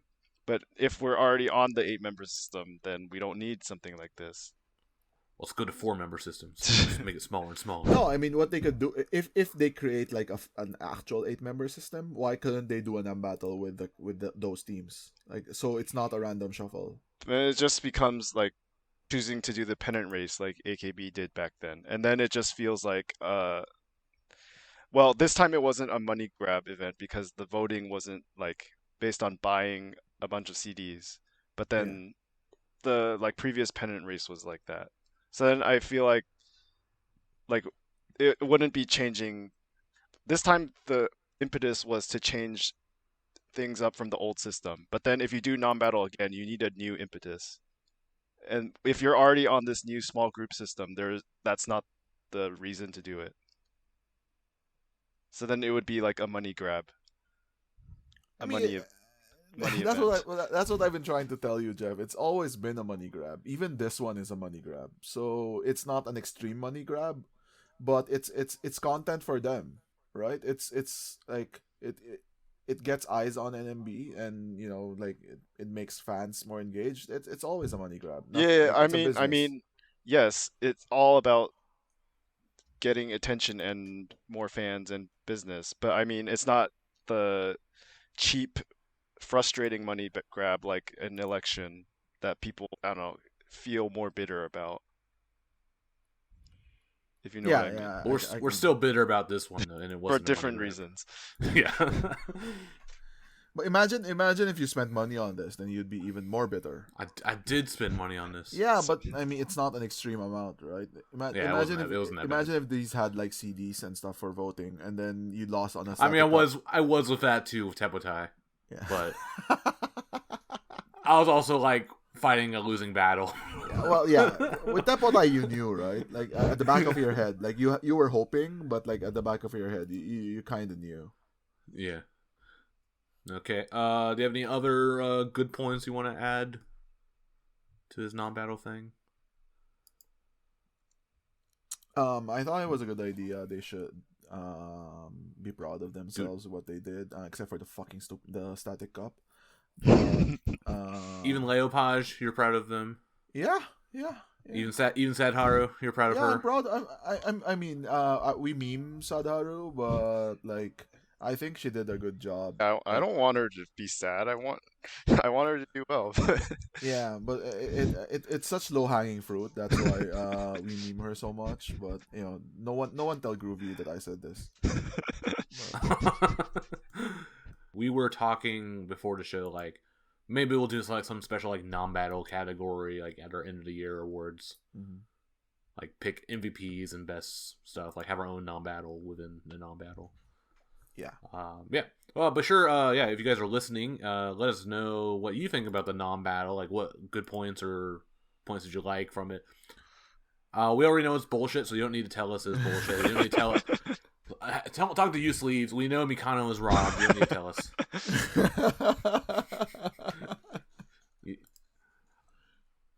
But yeah, just let us know what you think you liked about the non-battle in the comments, or let us know in Discord or on Twitter. Should we take a break, or do you want to do the... Yeah, let's take a break before. Alright, so yeah, we're going to take a quick break. I'm going to come back with some big announcements and some big event reports.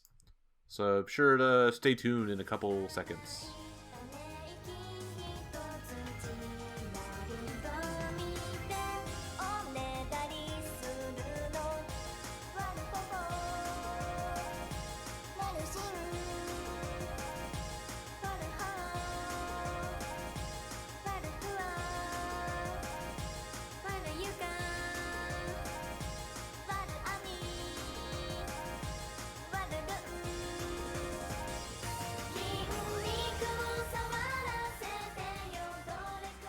And we are back, and we have a lot to unpack in regards to some announcements here.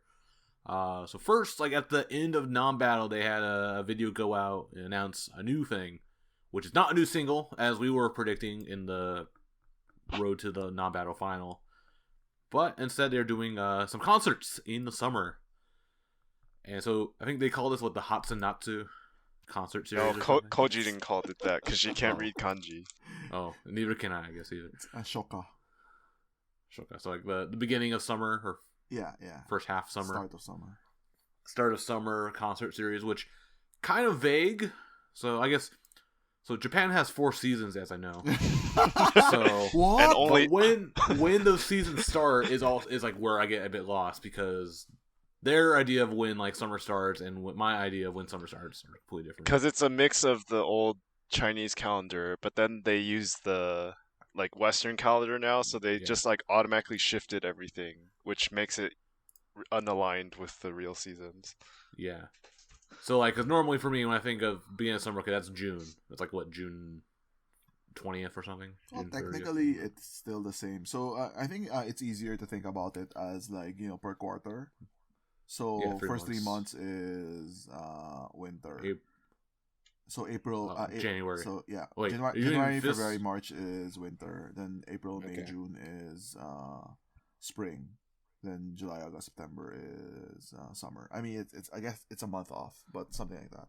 Yeah, because I think December I consider winter, but yeah. Okay, so it's they didn't say any dates. They just said all we know is in summer, so it could be July. I think it's gonna be July. Is it going to be like before the Olympics, which people they're still... People are saying... When are the Olympics? It's August, right? July. No, it's late July. Oh, yeah, okay, like so it has to be like before the Olympics. So early July or in June.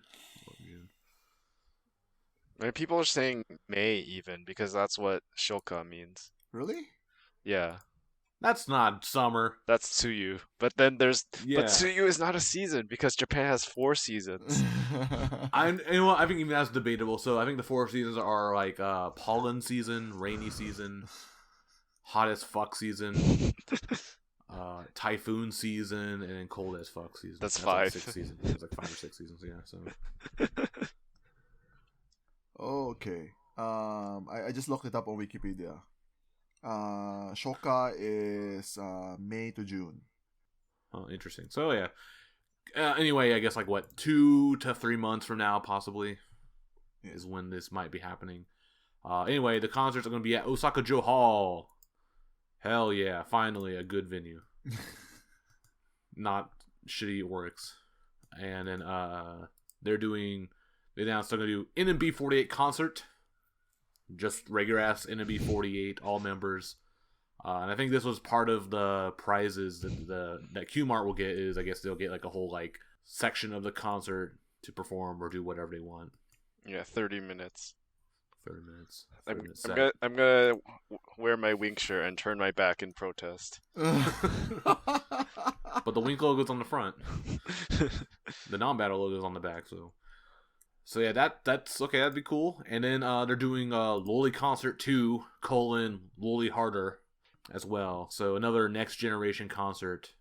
Kojin got her wish from the last Loli concert, where it was like, oh, I want to do another one of these again.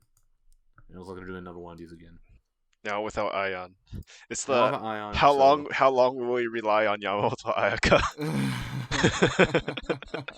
Hey, Sayaka wasn't gone when that happened.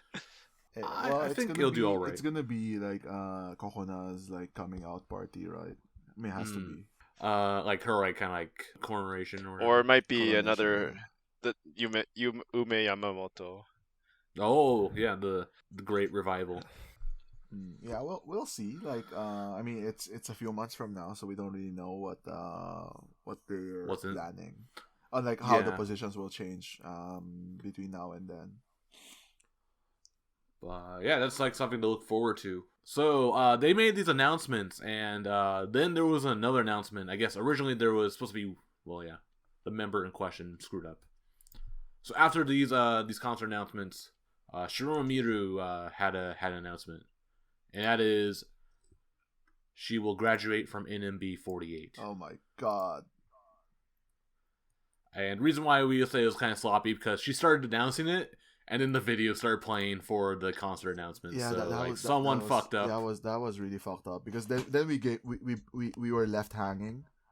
Like, wait, what? What did she say? Like new concert? Like it's like too much shit happening at once. it was like, oh shit, no, don't announce, and then she doesn't announce this. What the fuck is happening?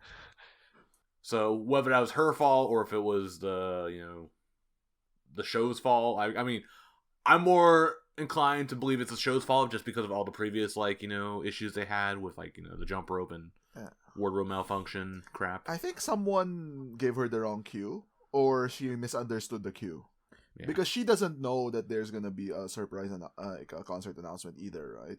So she just knew that she was gonna announce something.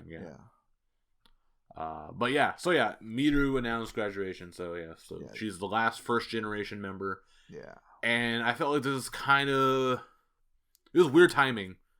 Mm-hmm. Especially because you had the whole non-battle. Yeah. And you have Aayan's graduation concert the next day. Yeah. It's both the worst time to announce it, but also I guess the only time to announce it, unless she's going to do it at a She's not going to do it in a showroom, show. right? Or a theater show. Yeah, so this or a blog. I guess this was the only time to do it. Yeah, I guess. Or she wanted to have some kind of impact, right? I mean, there are other ways to do it. She could do it on a TV show or something. Do it on Kohaku? Oh, wait. She's not Oshima Yuko.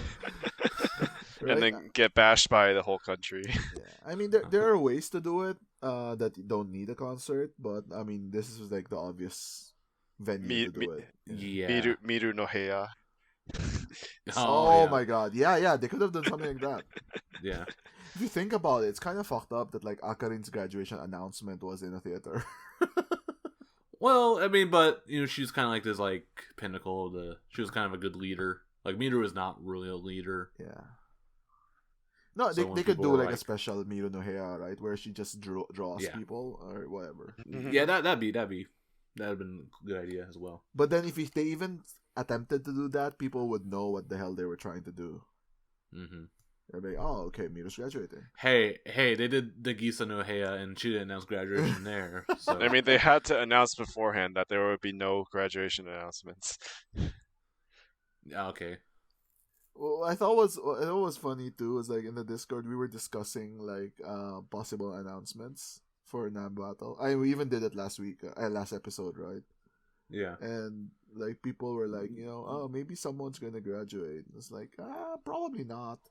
Not yet. Too soon, right? And even Miru, it seemed this still seemed a little too soon. Yeah, we're expecting maybe she announced it in summer and then does a fall graduation concert.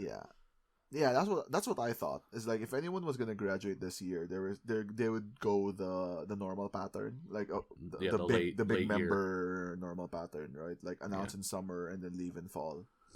Yeah. Well, maybe we'll begin that as well later. Oh in the my year. god, please no. Please no, please stop. Please stop. Knock on wood. Yeah. Oh wait, Because the wood broke. yeah. Because I was saying, like, it's actually more likely that Nagisa leaves because, like, recently she's been complaining about too much, like, heavy workload. But so, like, if Nagisa even leaves, I mean, I guess, I don't know. My hot take of this, like, when it first happened, was like, Miru should just take Nagisa with her, just like, fucking like kill all of us. It's 2-for-1 special. yeah. So hot takes. Geoff. Yeah, it's way sooner than I expected, and I thought she was being leader in non-battle to try to stay longer and make herself be more engaged with the group. So the But complete opposite. yeah, it's like checking a list off. Like, okay, I did something for my kohai. Now I can go. Yeah, which I guess makes sense. Yeah, but even then, she like didn't really. She still kind of made it about her in Mixed Juice. I mean, I don't. Okay, so I'm gonna defend She- Miru here because I don't think she did it Maybe not on intentional. purpose. Like Yeah. she's just naturally like that. I agree. Yeah. So she didn't go there thinking, okay, I'm gonna take over. Boss these kids around. Yeah, I don't think she ever did that, or even considered doing it. It was more like Yeah, it also just ended up the members they had, like, no one really stood up to take the leadership, even though I think she tried. Team Fua Fua is screaming internally right now. But yeah, because I think we were talking about like even like when they first announced like the teams, right, and like how they went through it. Obviously, we only got to see a little glimpse, a little clip of the whole process. So we only saw the part where like, oh, Miru suggested her team name, and oh, let's vote for it. Oh, you guys all voted for my team. That was like, yeah, and we were joking okay. about that, right? Yeah. I think if Yuina had been shuffled to her with Miru, I think Yuina would have done really well there. I think so. Miru would have supported her really well. Because Miru respects Yuina, I guess. So much that she looked over her like graduation speech. Apparently. Yeah, Apparently. Miru asked Yuina to like correct her graduation speech. So she was one of the few young members who knew Knew what was about the happening, announcement. yeah. But apparently, like, Miru wasn't really like keeping it a secret to anyone. Mm. Unlike Yeah, unlike I mean, other even just like her, graduates. yeah, like her like kind of like I don't know how to describe like not like body language or like attitude or anything. Just like definitely she seemed like kind of like checked out, like or like one foot out the door already. With like how, like yeah, she felt like she was like leaving soon. Yeah, I mean, The same vibe we kind of get with Nagisa. yeah, you know what? That you might be right. Like, I do get the feeling that Nagisa is like halfway checked out as well. I can't say that maybe. I think like with this whole looking back at it, like this whole Nam battle thing, you do get the feeling that like Miru was like kind of checked out. It was like, yeah, I'm here. I want to help all my kohai, and then like even when they lose, like in the challenges or whatever, right? Like it doesn't really I mean, obviously it shouldn't affect her, right? Because like she's standing at the top. Yeah. And like compared to like how other people reacted, it was like her reactions were more muted. It's like, oh, we lost. It was more like that. Yeah. And that's not taking anything away from her, right? Like obviously she has like different priorities in life. Yeah, I think. Yeah, I felt like she could have like pushed, like she probably should have pushed like Coconut more on her team. You know, like made her more the focus of the center. Yeah, but like you know what? Like I think Miru herself is just not that kind of person. Like it's hard to like expect that from her when she's never been like that, right? I guess that she's always been like the weird like younger sibling that's always been like, you know, babied or taken care of. Yeah, she's always been like older... that character, right? She's never taken a leadership role ever. And no one's ever expected her to be a leader. Yeah. So like suddenly like she gets dumped into like a leader role and she tries. I legitimately think that she tried her best. It just didn't work out. Yeah, I guess like she was a square piece in a circle shaped hole. Yeah, I think if she was in like Hyun Mart or something, it would have worked better. So she needed more like veterans with her.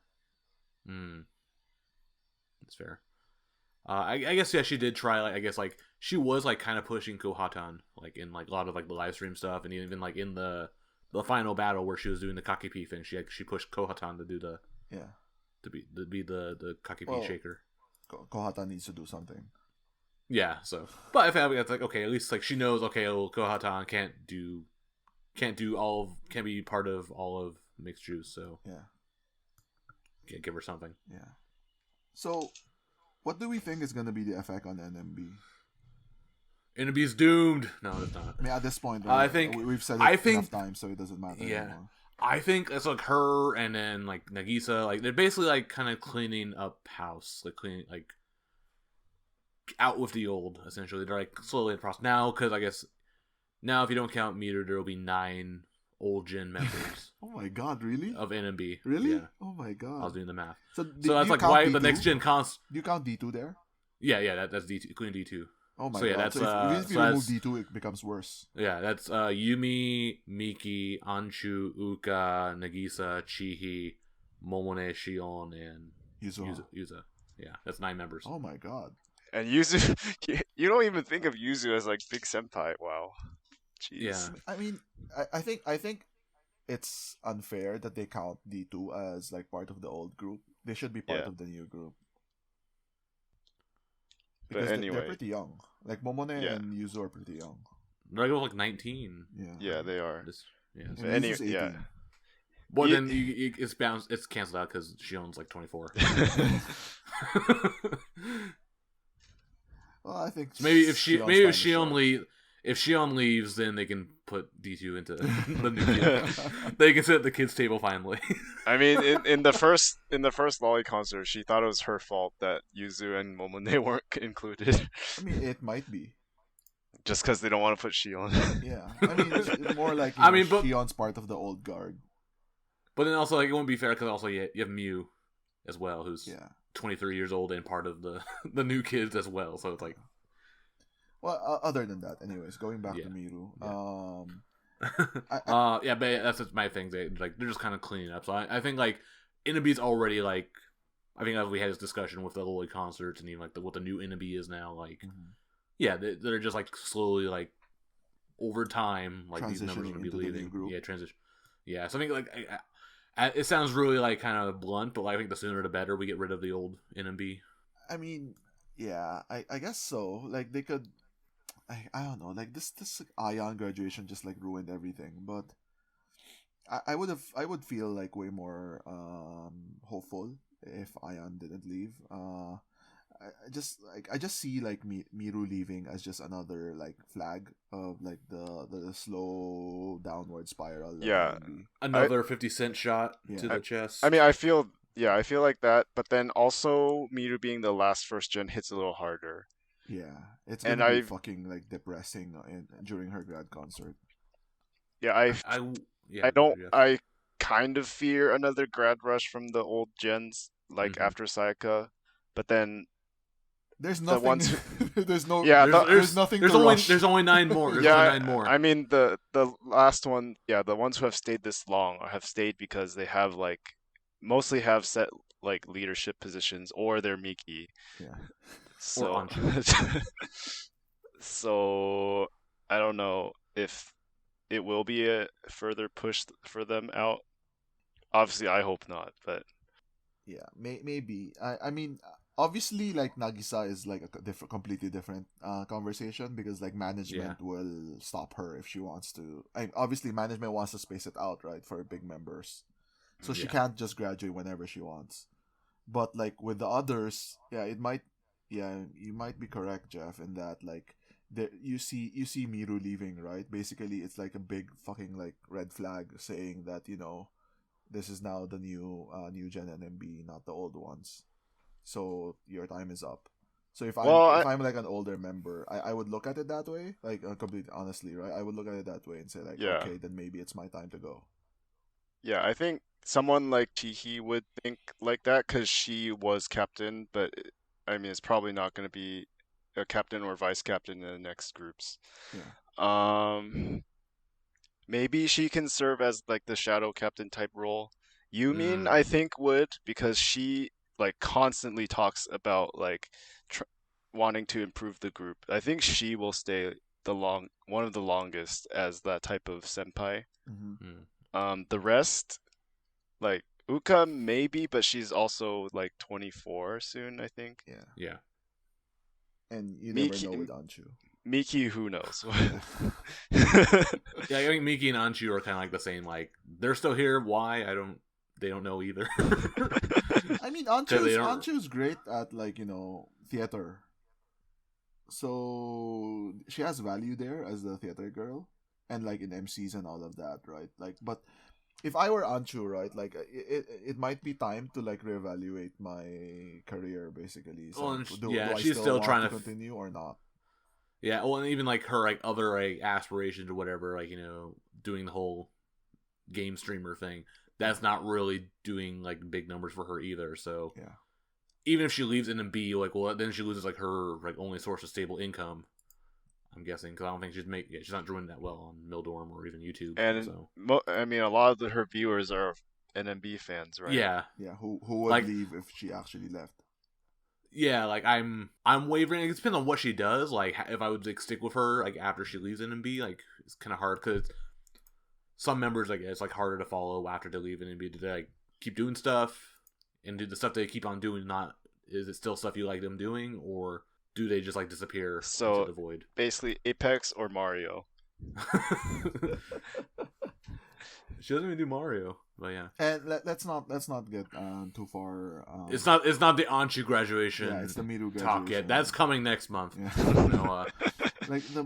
Yeah, Miru. I mean, I don't know. Back I to think Miru. it's hard because I actually have spent a lot of my time as an NMB fan not liking Miru because and nothing against her personally. It was more like she was always like in Yuri's way, and I honestly I think it was a healthy like rivalry. I mean, they weren't really rivals for very long, but it was Yeah, Yuri gave up. quitter. Quitter.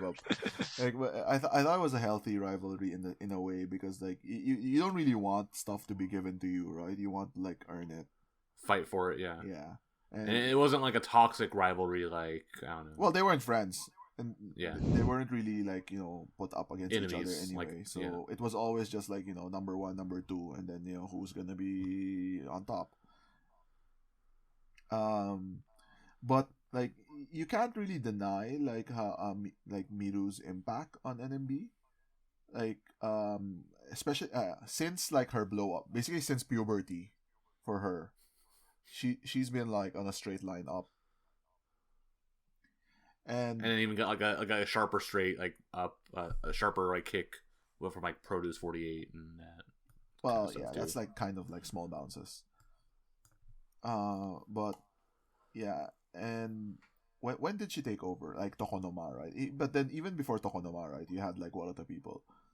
Or even like during Shonen. No, Duran Shonen was As Repon, yeah, but she has The the boob infamous jiggle? like That, yeah. That's only for international fans. And that's just a meme Yeah. on Twitter. Yeah.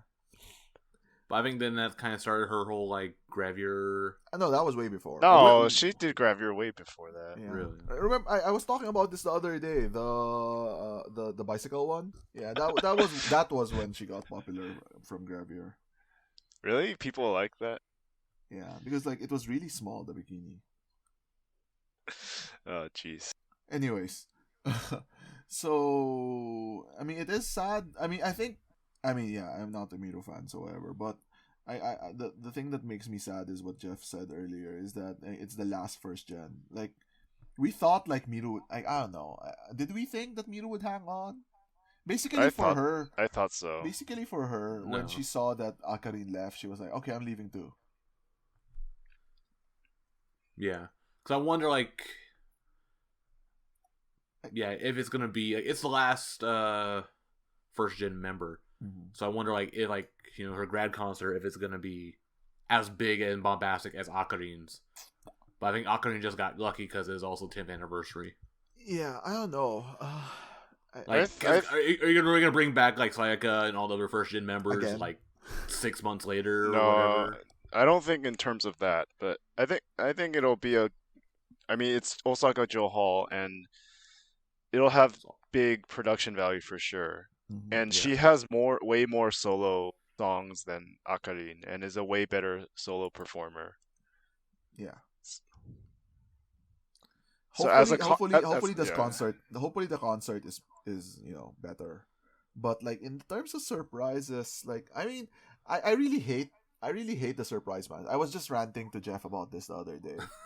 It's like I really hate the surprise mindset. Like we judge whether a concert is good or not by the number of surprises, Yeah. and we should get away from that. But the thing is, like, I should practice what I preach as well, because like I do get let down if there's no surprises. Yeah, I don't know. Do we have anything else to say about Miru? Do you guys have anything? The hot take. Well, I mean, so like, I feel like we have a distinct lack of hot takes. I think because we're not really Miru fans. Yeah, and we're so beaten down. And even Andy, who's like the Miru, his Oshi is Miru. The only reason why he's still like hanging around NMB, he's not even now that like surprised or excited or like bummed out really. Yeah. well, so here's something. In her speech, she said she wants to like focus on singing, dancing, performing, maybe acting. Yeah. And those are things she could have still done While as in part NMB. of the group. Yeah. So I'm not really sure. I guess she feels confident enough that she can go on her own now. But I think staying a little longer only could have helped. Like, it's a safety net, right? Yeah. Yeah. I mean, I don't think she needs to stay as long as Yukirin, like until she's 30. But a year or two more wouldn't have hurt. Yeah. Yeah, I mean that's selfishly as an NMB fan, right? You're saying that, Yeah. like, I mean, like, it's actually the same argument with Nagisa too, right? Like, oh, you can do your comedy shows while you're NMB, right, or whatever. And in Miru too, like, yeah, like basically she's saying that she wants to be an idol, Yeah. right? And so okay, Go so solo. keep being an idol, but I do feel that there is like for her there is meaning in leaving. Yeah. Right, not just because, like, she wants to do more solo stuff, but then she's saying that I want to do it on my own and not have to rely on whatever NMB is doing right now. Okay. I think I was interpreting that as like she was doing it for NMB as in like for the betterment of NMB. Yeah, and that's what I'm trying to say, actually. Like, you summed it up very Okay. very well.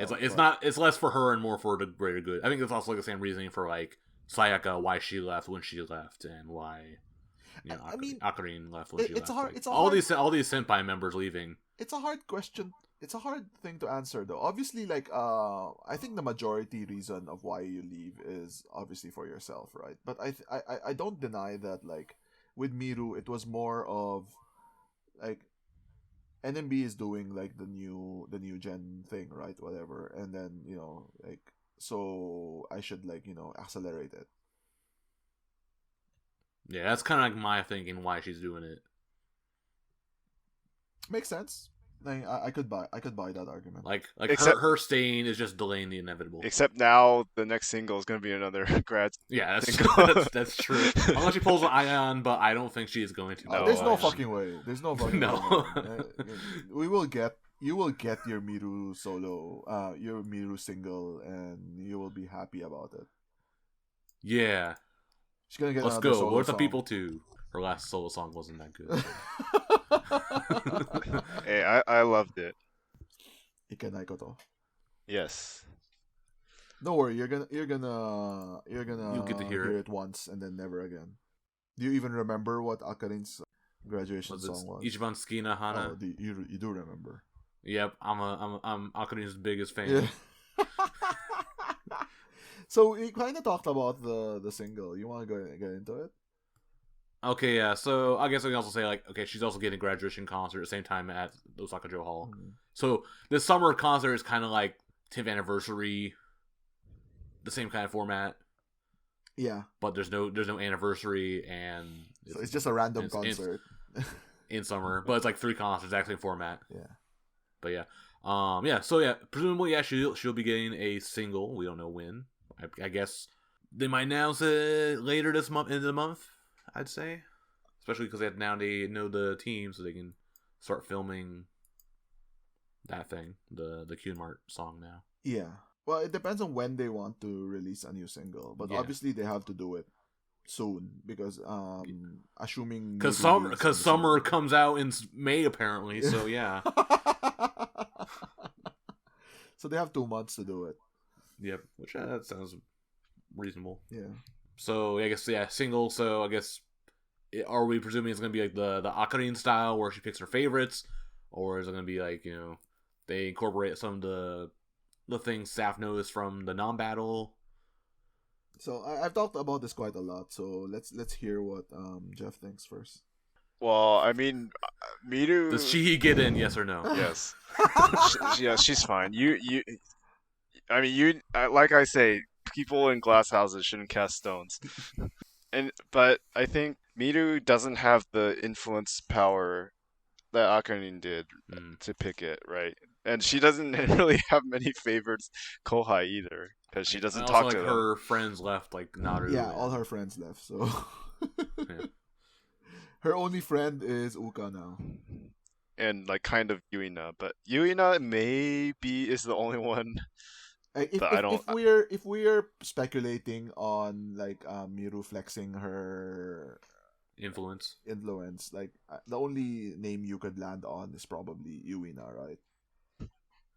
But yeah, I think she's still too far. Yeah, I actually I think she could. I think she could because for some reason I think I'm like attached to her like liking Kotan, but I don't think Kotan's gonna get in either. You're putting way too much weight on like the stuff that she was doing in the live stream. Like pay more attention to the stuff she does outside. So making dirty videos on YouTube.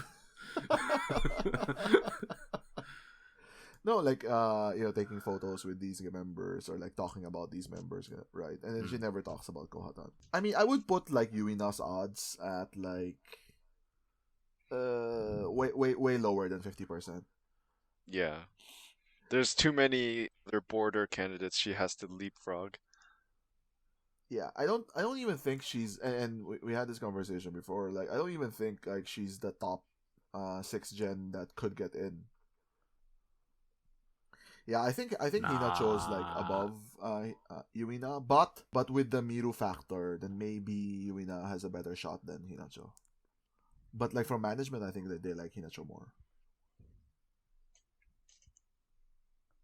And that's speculation, of course.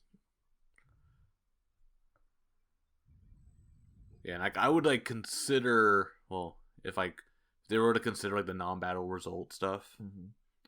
Like I think like I mean, Hinacho and Sadharu like did not do as well as expected or as people were expecting. Yeah, they kind of flopped. That's true in the regards, like Sadharu with dancing and Hinacho with being smart. Well, they kind of flopped. I mean, that was all the variety stuff is variety. Whatever, yeah. Yeah, so like as like you're saying, yeah, Yuina did very well, I think, and I think even like Harukan, like she like keeps her spot in Senbatsu. I mean, we can talk about this in the other thing later, but I mean, I feel that Karen's like kind of in danger. I think she might be safer than she was before non-battle. Really? Is basically my take. Yeah. I don't know. I wouldn't put that much. I don't think Karen actually stood out in non-battle. Except for the sob story. Yeah, and whatever. That's not gonna begin Senbatsu. But like I thought a lot of members like stepped up in NAMBATTLE. Yeah, so I think Yuina was like the biggest one. I think like she actually like put herself out there more, like put herself in the consciousness of more fans. Like for example, like Mirai. If for example Frontier did really well, like Mirai would have been the same story. I think so. Yeah, but no. No. Frontier didn't do well. So like Yuina, because she was like the face of Wink basically, like and Wink did really really well. So that like solidified her. I thought Mikana was the face of Wink. Well, Mikana was the reason people would go The watch other Wink. the Come other for reason Mikana, of stay face. for Wink. But Stay for the exit. but like for example, like Kyunmart, right? Like if we talk about Kyunmart, like I mean they have 5 Senbatsu members, so it's not really like who cares if Kato got more popular? Yeah. Kenmotsu does. So I don't think Sadharu lost points from what Matt is saying. We keep harping on the messed up backflip, but I think Leo. So I want to focus on the whole progress of non-battle rather than the final standing where Leopage was 6 because of like scoring shenanigans. But Leopage definitely improved over the course of their 3 performances. And I think Sadharu's leadership was a big part of it. So I think she definitely gained points with management and in the eyes of fans. Yeah, but I don't think she stood out though. That's the thing. If you follow Leopage, I think she definitely did. Not as much as like Yuina, but yeah. I could say, yeah, I could get what you mean, yeah. Especially because like Leopage, they weren't terribly remarkable. Like even Suchan, who's like supposed to be like their ace, did not do anything. Yeah. Mew, who's like supposed to be like the top 7th gen member, also didn't really do much. She did way worse. Okay, here's a better question. I mean, we should have asked this during the non-battle part, not during the Miru part. But who from 7th gen like shot up your rankings? Yunanan. Yeah, me too, actually. I think she did the best of 7th gen. Like she did her best to stand out, and she actually stood out a lot. Geoff? Yeah, I mean I knew almost nothing about Yunana before, but she did really well in her songs, like all the cutesy encore songs. Mm-hmm. But also Anju for her crazy jump rope stuff. Oh yeah, Anju too. I think the big winners of non-battle out of 7th gen was actually probably like if you look throwing IP in there too. IP Wakanyam because Kyunmart won. I would say maybe even Zeon. Not really. I don't think. No, she kind of stood. I don't think that's a problem with Frontier though. It's like they were like kind of in the middle the whole time, so it didn't really like stand out that much. They didn't have a strong concept. That's the problem. Yeah, except for Pioneer. Pioneer was awesome. They didn't even do Pioneer in their final. That's probably like their biggest. Yeah. Anyways, going back to Miru. So we'll go back to Senbatsu. Yeah, talk. back to Senbatsu talk.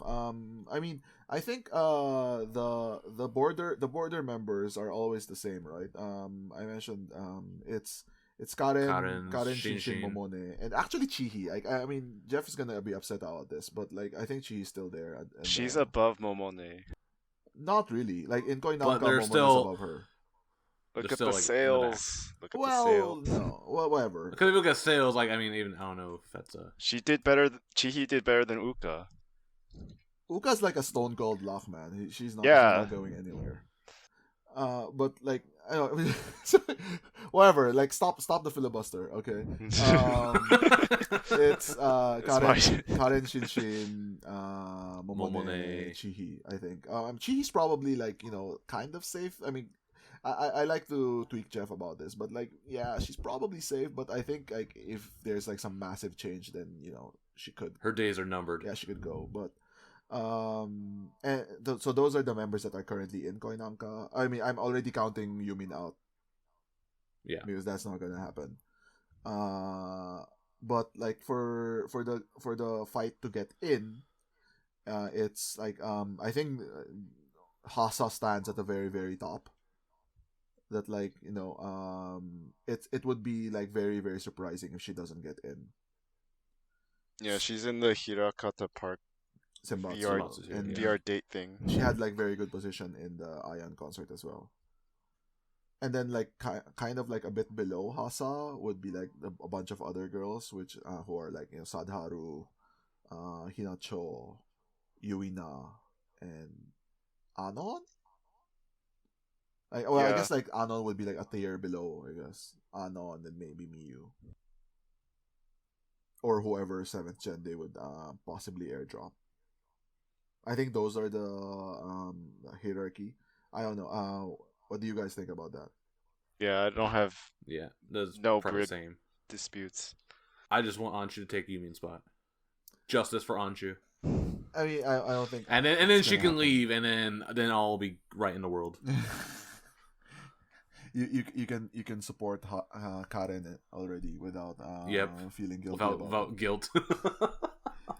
I mean, I don't know. So I mentioned I talked about this. Like, I think I want Karen to get in, not because I'm a fan of her, but because she tries hard.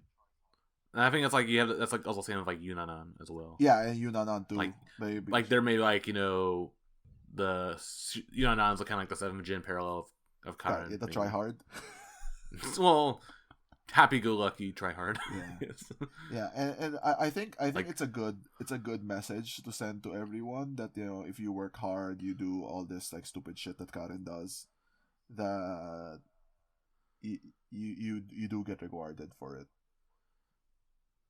and that's my only opinion on that's my only preference on the Senbatsu battle. Because, like, I mean, I'd be okay with anyone getting in or out. Doesn't matter to me. She got 2nd in the Gravier battle. That doesn't really matter. So take that into consideration. Shinshin's out. Okay. I think we've kind of just like said everything we need to about like what we expect from the Senbatsu.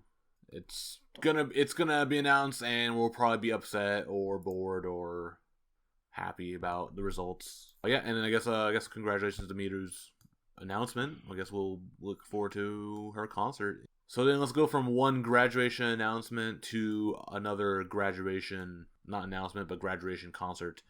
Geoff and Ryan, you guys went to Osaka to spread coronavirus. Yes, to spread corona or to catch corona and then spread it back.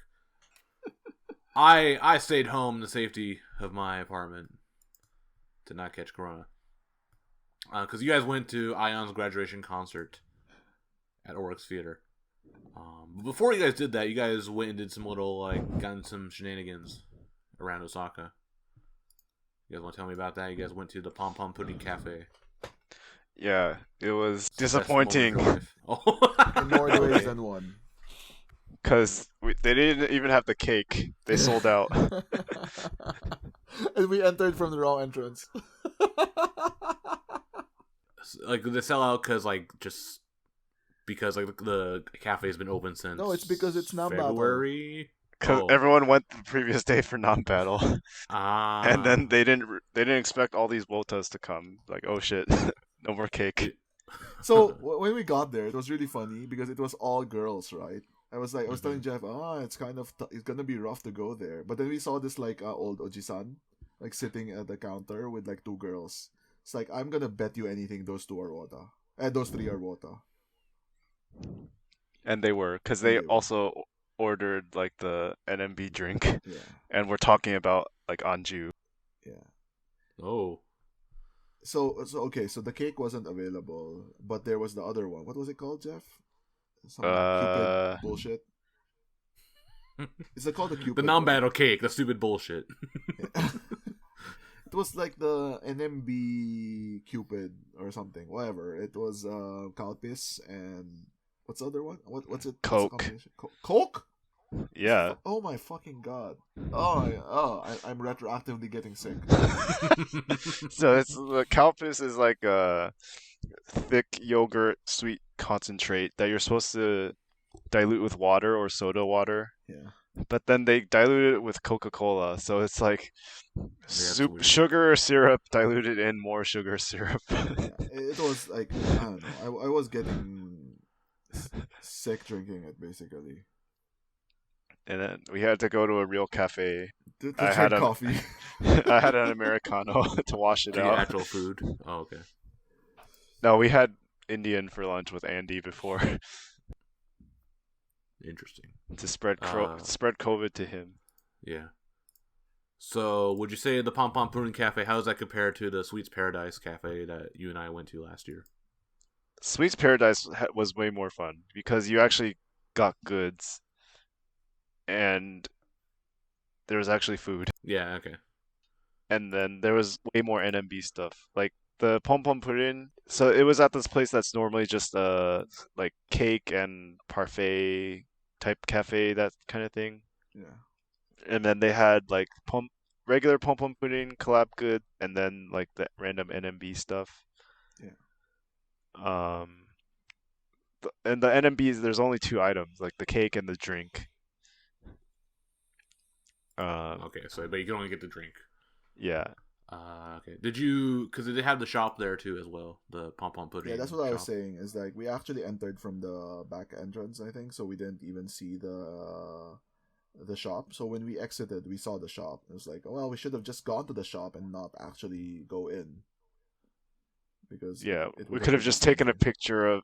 We took a picture of the board with the autographs of the members, and then saw the like NMB pom pom pudding goods. But yeah, could have done that without buying the 500 yen drink. That was disgusting.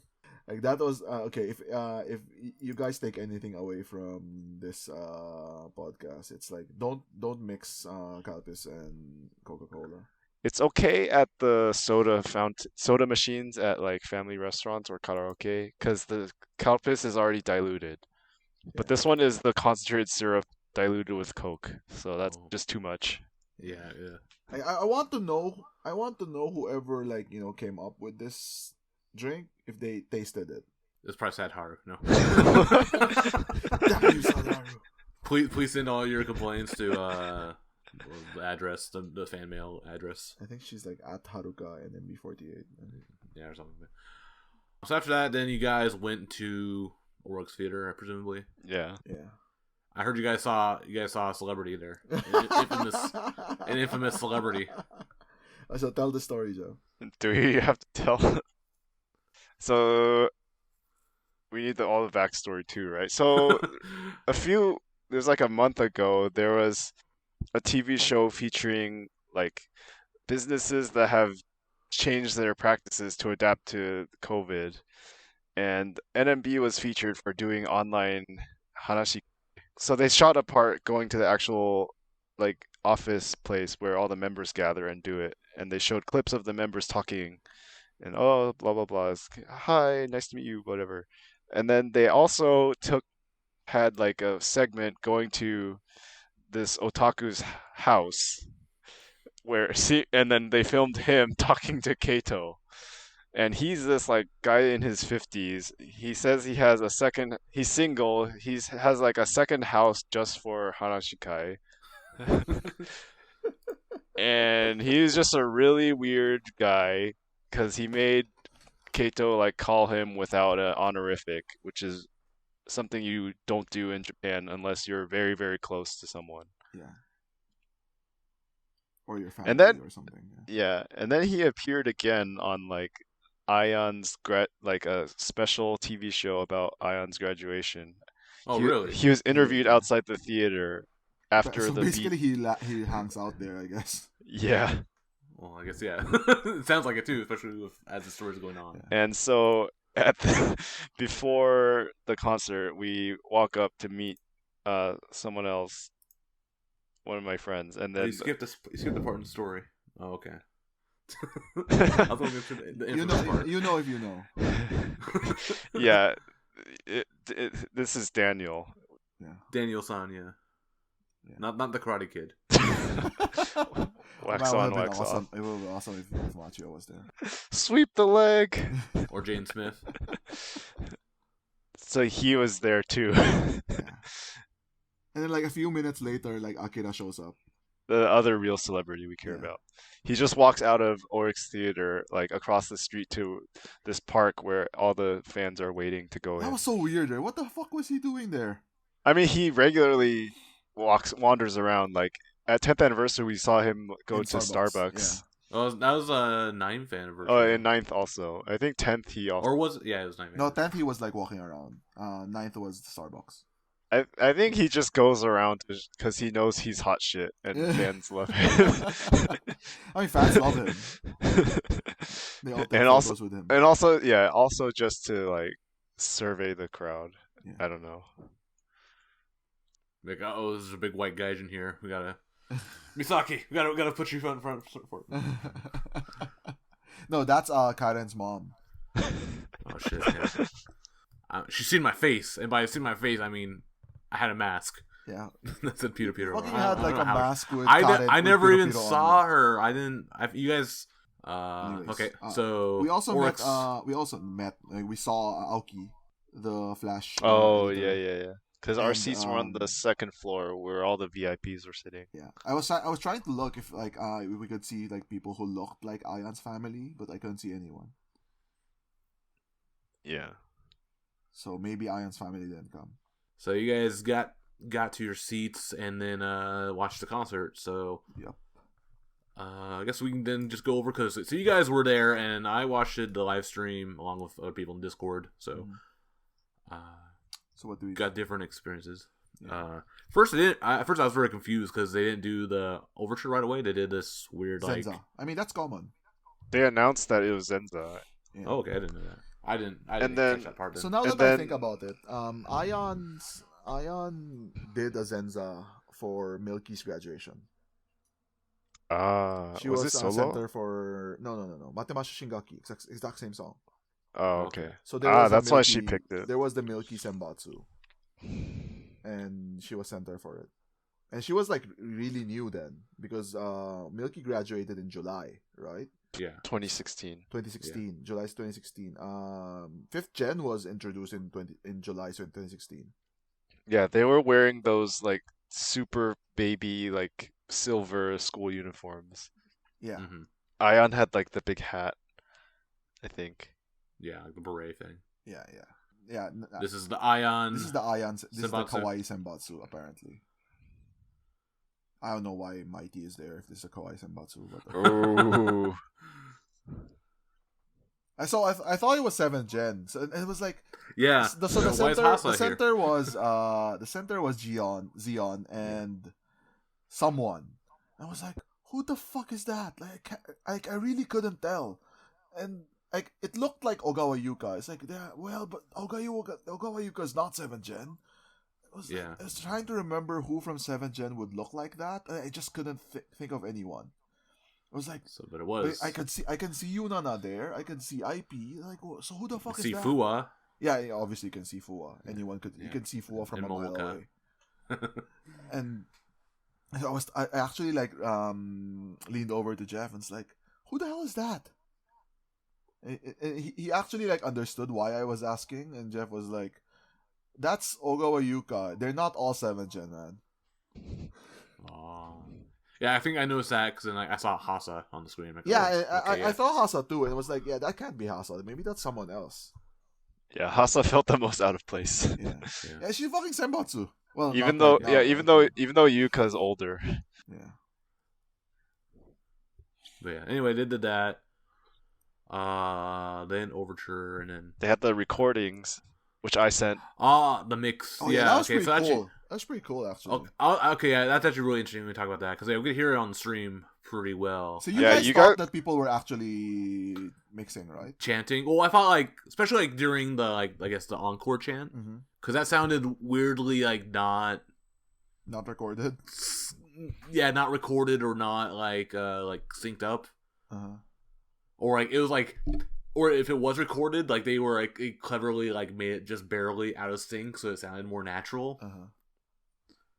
I don't think they thought Uh, about that too much. I don't think so. So, Yeah. so those were all pre-recorded, then I presume. Yeah, yeah. Yes. I was like, yeah. especially the Aayan one, just because like she like was doing the She was the- leading it. the chant, Yeah. leading it. Yeah, I'm like, okay, that sounds kind of dangerous. Yeah, No, it was all of all of recorded. it was recorded. Because none of Yeah. you guys paid enough attention to submit one. Only I did. Come on. Did yours get in? Did you hear yourself? How would Yes. you I picked it out from my. It's From, like, like- the what with the people. Oh my god, says Musume. But actually, it didn't sound like that Awesome. many people submitted. Yeah, it don't sound like two dudes or three. Yeah, it was only dudes. Yeah, that too. Yeah, go for the set list. Anything you guys liked? I guess when she did the trumpet thing, we were blasting the trombone emotes in Discord. The Nagisa trombone emote. That's pretty cool. I really like Give Me Five, so Yeah, Give Me Five is Hype. one of my is a I was secret hoping that favorite they would AKB do song. a band So there are a lot of members Yeah. who can do. I don't know if any like Yuzu can do a guitar, right? And someone can do a bass. And Unknown. then and Mikana or Who's a Hinacho can drummer? do drums. So they could have done a band. So I thought they were gonna do a band. It's like, oh damn, no band. Okay. Any other songs you want to talk about in the first half or so? So they did like a bunch of like AKB songs, like Psycho. Yeah, that's what it was, and I'm like, oh, okay, of course I they was do kind this. of like, what the hell is this?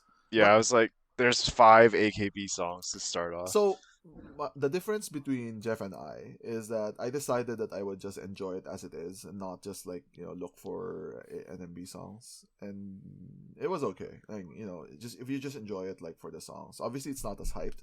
So the fans only got really hyped when they did NMB songs. Exactly, yeah. Well, I mean, so like second song was like Psycho Twin Tail. She's in that, right? Yeah. And then like Akogare no Popstar, at least that's from Mokgegisha, so I like that. Yeah. And I that's guess so it's a 'cause message, right? Like she's saying, like she became a pop star, yeah, and then Hotei Sokodoshi was also there, and she was with Yuri. but not in the music video. Aayan? No, Yuri. Did she miss that one? No, she didn't. Oh, This is Yuri. No, the- Yuri missed her only senbatsu. Yeah, No. Jabaja.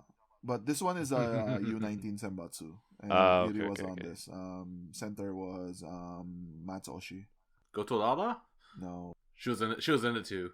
Okay. So When so I was telling this story. So during Hotei Sokodo, you could tell you could see Misaki in the back, and because like, she got last position, right? So she actually, because she's like at the back at the very end, she like paradoxically she stands out more because you could pick her out, like, oh, that's Misaki, and like you could tell, like I forgot like which part, but there was a part where she forgets the steps, and she was like started like flailing around, and like you could, like other members like were crouching down, she was still standing, and then you could Oh. I saw her look at whoever she was beside with and just started copying that person. I'm cringing just hearing about this. I I pointed it didn't. out to Jeff, but I don't think he I didn't caught it. notice it at that point, but I Yeah. noticed a few other moments where she was like half second slow. Yeah. Look at all these Ugh. critics now. Like, see, I used to never like notice this shit. Like I think it's just because Misaki's just so so bad. Yes, that you can't. Because even before non-battle, like I noticed her like in the 10th anniversary stuff, like Well, when When you're you're that running bad, when you're you running can't- across the stage. yeah, I think that's hard to not pick up. yeah. But yeah, I mean, it's a lot of songs, right? It's a lot of songs to memorize in like a short time. So, and she's not used to it yet. So, I still give her slack because it's only been like 6 months. Yeah, I know. It's I give her credit. At least she didn't like screw up like spectacularly during non-battle. So Yeah. But yeah, so the other songs, I fucking like Lemon no Toshigoro. It's like I fucking hate this song so much. It's It's a Zenza song for Zenza. no shit. What's that one? B2 stage. Sakagari. Yeah. Is it? Or Reset? I think One of those two. I don't know. I don't like some cases. that's ancient history. yeah. But yeah, so they did because like Aayan used to do it. Obviously, she was Kenkyusei at that time, right? So they did Zenza, and she picked like members that she. So I think IP said this. Like Aayan said that she chose the members for like expressiveness. So she felt that like without like dance steps or whatever, like these girls could like express well. I don't know about Miyu, but that's what I don't know about Fua. IP did well, I think. She had like that solo line. Yeah. Yeah, and then Hankyu Densha. Does I guess maybe Aayan does ride the Hankyu Densha home because she's Hyogo, right? So Yeah. Hankyu goes to Hyogo. In one of the rich places too. Yeah. That's always been the joke. Hankyu is for rich people, Hanshin's for poor people. So okay, let's back up a little bit, but yeah. I noticed they spent a really long time in the MC shilling her photo book. Oh yeah. I was actually that's looking also at a Aoki news the whole time announcement. while they were doing it. Was he like rubbing his hands together like Mr. Burns style? He wasn't really reacting very much, but yeah, I thought like they spent way too much time actually shilling it. Yeah, because Karen perform? No, she didn't at all. Yeah, so that's her only. This was their only thing the whole show. She's still recovering. Yeah. Well, still recovering from. I guess they decided that like she could do like the 2 songs in NAMBATTLE, but probably not worth it to risk her injury for an entire concert. Oh, speaking of that, like in the original, in the first 5 songs, they had like you know how NMB always does it, right? Like the senbatsu and etc. behind them. Mm-hmm. So yeah, like on the top levels and stuff. Yeah. So I actually like made the point to notice this, that the senbatsu there was basically the koinanka senbatsu, plus hasa, and anon, but Yumin was still there. Yeah. So that was the first the opening songs. Maybe Anon was in Haruka's spot. Yes, because she wasn't performing. Yes, maybe. Or was Yumin in? Yeah. Because like, well, someone needed to take Haruka's spot, right? I was kind of like so I didn't actually like understand that like Karen was still injured. So I was like, oh god, like Karen got kicked out. But but like explaining it away by saying like, oh, she was just injured. It's like, okay, makes more sense. But yeah, so if you have a scoreboard there on like senbatsu predictions, then plus to Yumin and Anon there, and plus 0 for Haruka. -1 for Haruka. She gets a mulligan. Yeah, she does get a mulligan. Yes. Geoff, are you getting Aayan's photo book? It arrived today. I haven't opened it yet. I'll go buy it tomorrow. I'm not gonna buy it at all. So there we got all 3 hater. categories. What a hater. You have like interested, we'll do it soon, and never. So there we go. Okay, continuing down the set list. Kinjirarita Futari with Kojirin makes sense. But yeah, skip that. I enjoyed Good Timing. Yeah, I like this a lot. Isn't that your favorite song, Matt, or have you changed your mind? Yeah. No, not like of the Aayan era songs. It's my favorite. Yeah, it was really good. I like the panel and like how members changed. It was really obvious what they were gonna do though. Yeah, and members are definitely gonna change. But it was really it was cool. So yeah, Aayan. Okay, so Aayan was late, but yeah, I guess Kato was in the original spot. Was in the Aayan position, the same costume. Yeah, with like the red beret. And I think us and also some of us and me and my Discord, we really noticed Fua wearing the Ray costume. We're like, huh. She kind of fits in that a little too well. Yeah. And I think there's some help there. Yeah. I think because so. Well, maybe that costume, it has like built in like they have to fill it out to yeah. They have to fill it out to like to match fill up Ray's yeah maybe seeing and then Momone being there was kind of weird. Yeah.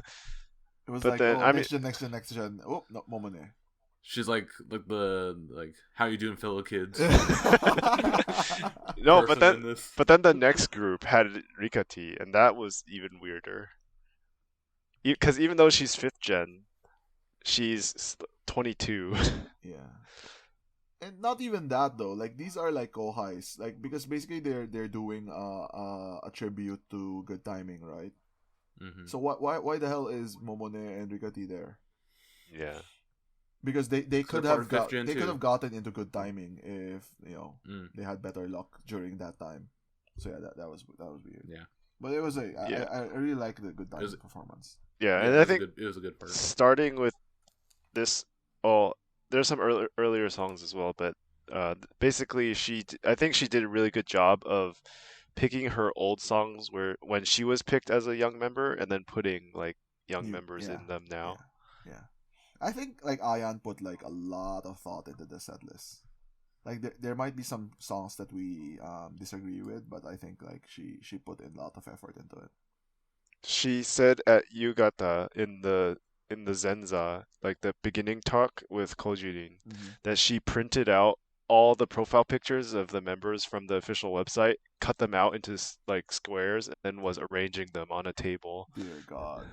to decide the formation and stuff. What an overachiever. Yeah.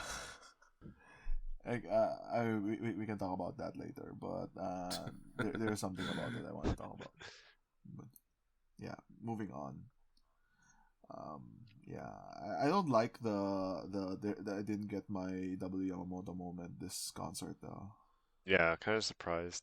That's the biggest missing piece. Yeah, well, I guess like Aayan doesn't really care that much about Mikana. They were double center for this song, for the Gomen Niski not Chatte. But like, yeah, whatever. I don't really care for the song too much. Yeah, there's like some random obscure AKB B-side corner here. Yeah. Like, what the fuck is Runner's High? I'm imagining this is a theater song, right? But then they made a big recovery with Yasai Sisters, and the next two songs it's like a set, and it was really like the biggest like surprise guest of the show. Takeda Barbecue. It wasn't really a guest technically. It's like a video. Well, no, there's a... Was it live or was it live? No, you telling me it's live? No. Of course not. What the fuck? No, they're cooking backstage. yeah. See, that's what you're trying to tell me. No, I knew it's all this video. But yeah, so did Yasai Sisters, which is like the AKB vegetable song. Yeah, and then Avocado Janeshi, which is the fruit song. The AKB fruit song, yeah. It was fun. I liked it. It was like very silly.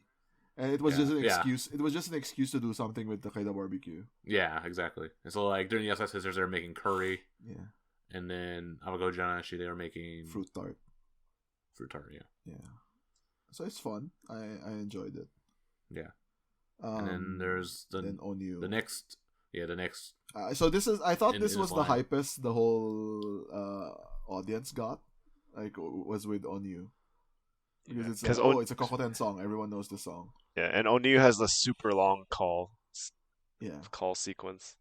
Everyone wanted to do it, but can't. Yeah, it was so hard. It was so hard not to do calls. Fuck. But I was doing calls inside. With your NAMBATs, your newly acquired NAMBATs. Actually, I used the NAMBAT for that photo and then just put it away. This is dumb. NAMBATs are dumb. I have no idea what Denmetsu Pheromone is. Probably some ABKBB side that Aayan was part of. Yeah, it was actually like a dance senbatsu at the time, which is weird because it was Aayan and Miru from NMB. What? Okay, whatever. But that was cool. That was awesome because this was the fake... This was the danceable thing, right? Well, the first part, and technically it's not Bathroom danceable. break one. It's not danceable because Kojirin wasn't there. This was just like cool dance members. Oh, okay. So I was even saying that this is the first like graduation show where they did a collaboration between Danceable and like some other like The Graduate. Well, the actual danceable part is later.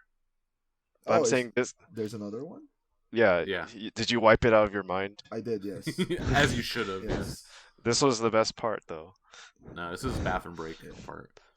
And then next, they recovered from that. This was that folly with like this, which everyone got pretty hyped. To the chagrin of all the Sayamilky shippers. Yep. They did Imanaraba, which is the infamous Sayamilky song. No, it's the Rinachi... Rinachi Marin? Momoka. Or Momoka. What? Horimono. Was it Momoka? Oh, okay. Yeah. So it's the third time to be performed. Triggering all forms of NMB fans. Yeah. This is the third time performed, and this was with Yamamoto Prime. We'll get Yamamoto Prime. They're going to be a version 2.0. Yeah. I or really is liked this, it. or is this 0.9 and then Yeah, Mikana's gonna be the 1.0 release. I really Anyway. liked it. When I first heard the start of the Iwanaraba, I was like, oh shit! and like they had the photos and everything, right? I thought it was really Like, nice. oh, they're at USJ. Well, that was a commercial. They were filming the commercial. Yeah, They're not. yeah. Oh, I they've was never actually gone wondering, to- like, did they actually go by themselves? Of course not. The fuck, they're not friends. They hate each other. Yeah. Even the song talks about it. It was like, well, we were never close. Well, I mean, this song was meant for Sayamilky. Yeah. And they're Sarah Milky version 3.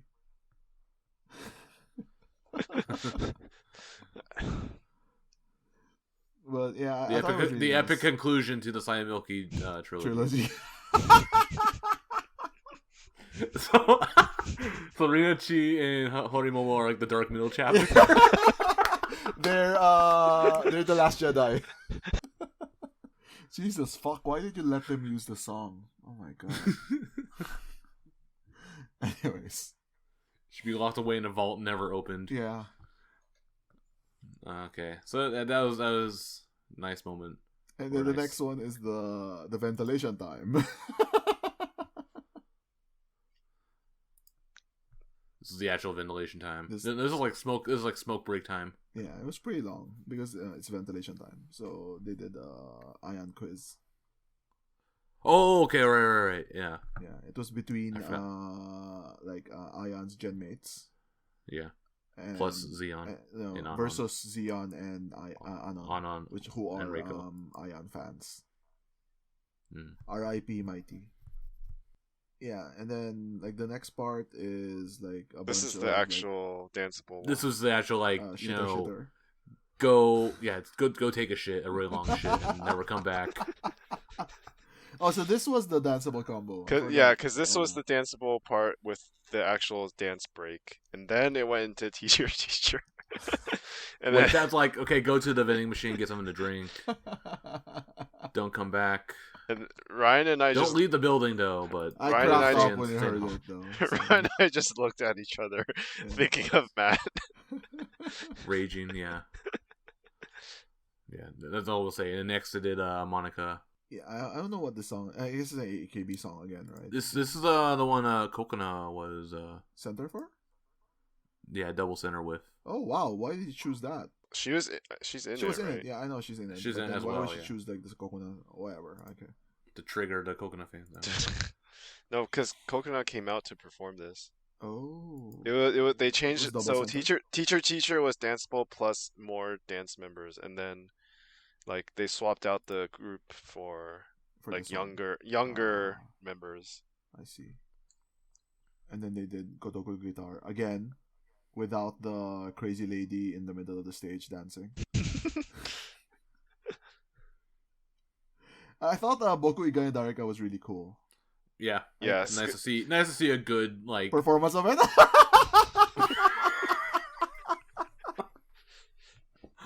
Cause that was the funniest thing. Like, you came into the Discord chat, just say, "Hey, the highlight of the whole show is no one like broke their neck doing a flip," and then you like left. I had to make the joke. I couldn't help it. I had to make the joke. Wait, I actually didn't notice. Did they do the back roll? They did. Okay, because Who did she roll on? Oh, I don't remember. Because I didn't see it. In Oh, the I stream. did. It's Keito. Oh, So the Keito, Aayan new position, ace. the Aayan position was Keito, okay. and Aayan was Ayaka. yeah, but the gimmick for this one was that they did all three Versions of choreography it. versions. Yeah. So the original by Takahiro, the one by Konomin, and then Yeah, the and one then by the Akane. Akane from the Next Gen Live. Yeah, it was pretty cool. And they were doing like different groups of members were doing this different choreo at the same time. That was Yeah, so really the cool. main that's group neat. was doing the Takahiro one, and then like the other groups were doing the different ones.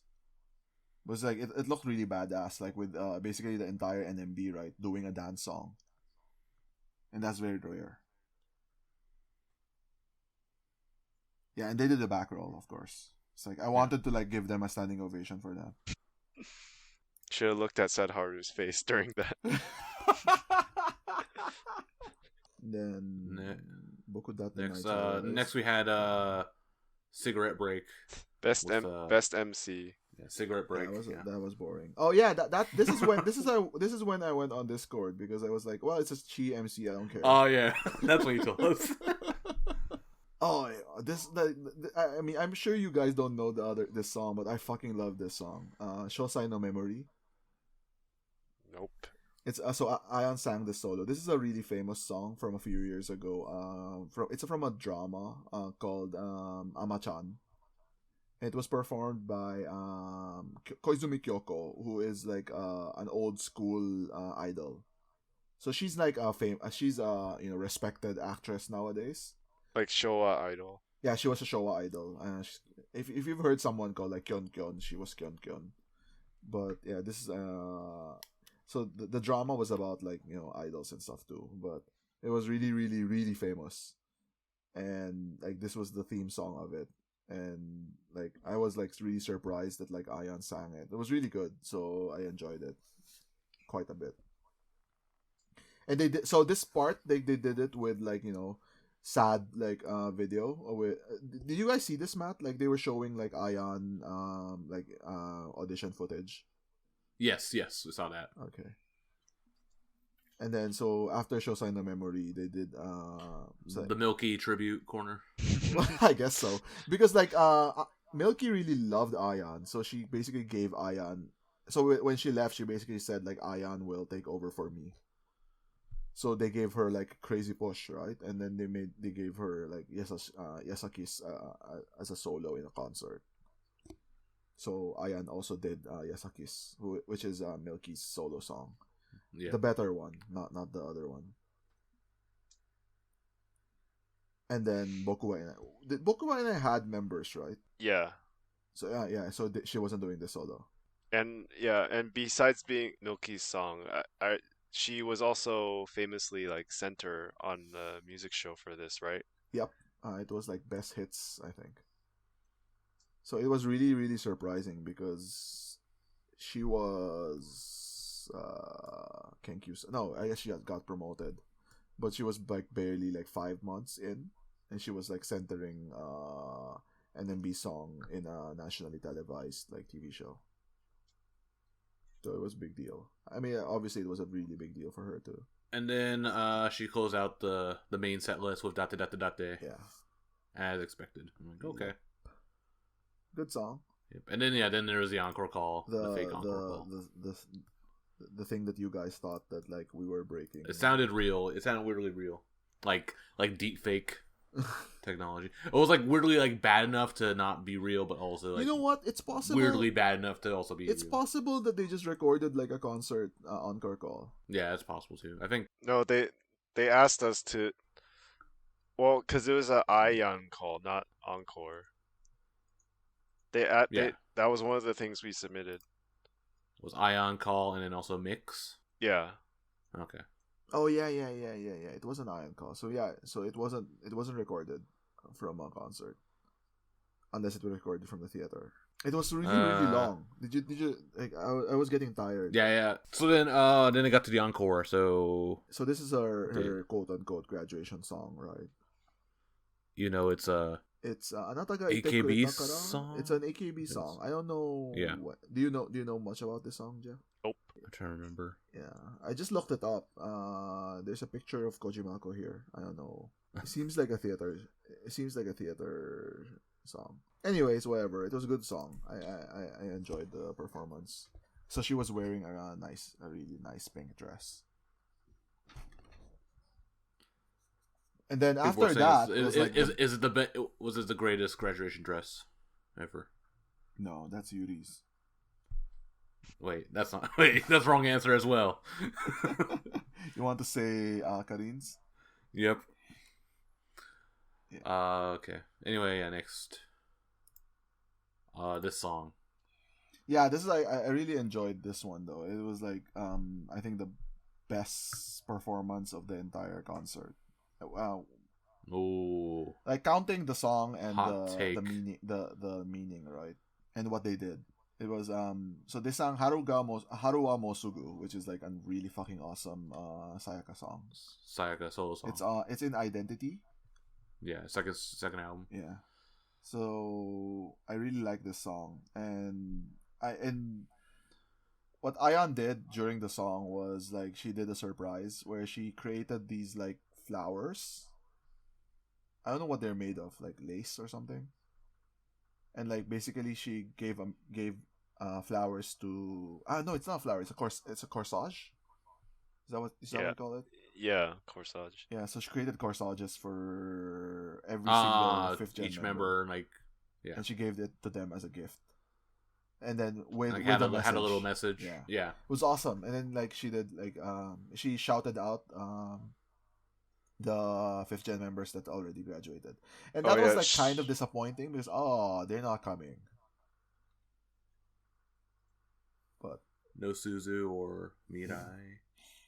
Oh, also she posted it on Instagram. It was blue roses, which mean your dreams will come true, and then baby's breath, which means thanks.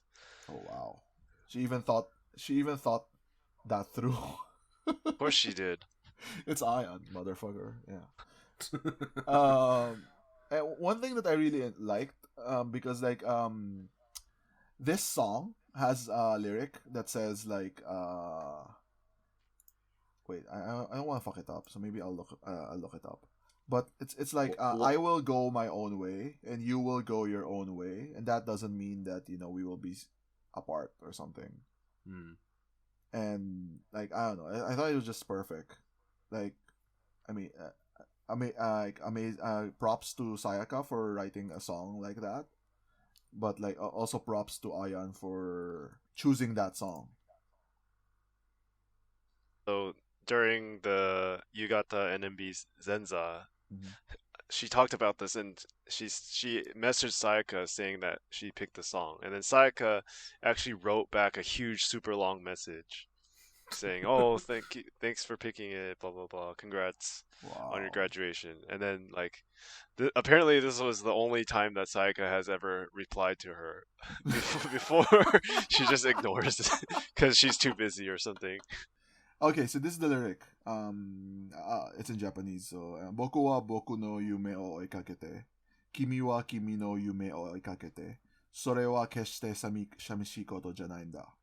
So, I will go chase my dream, and you will go chase your dream, and that's not sad.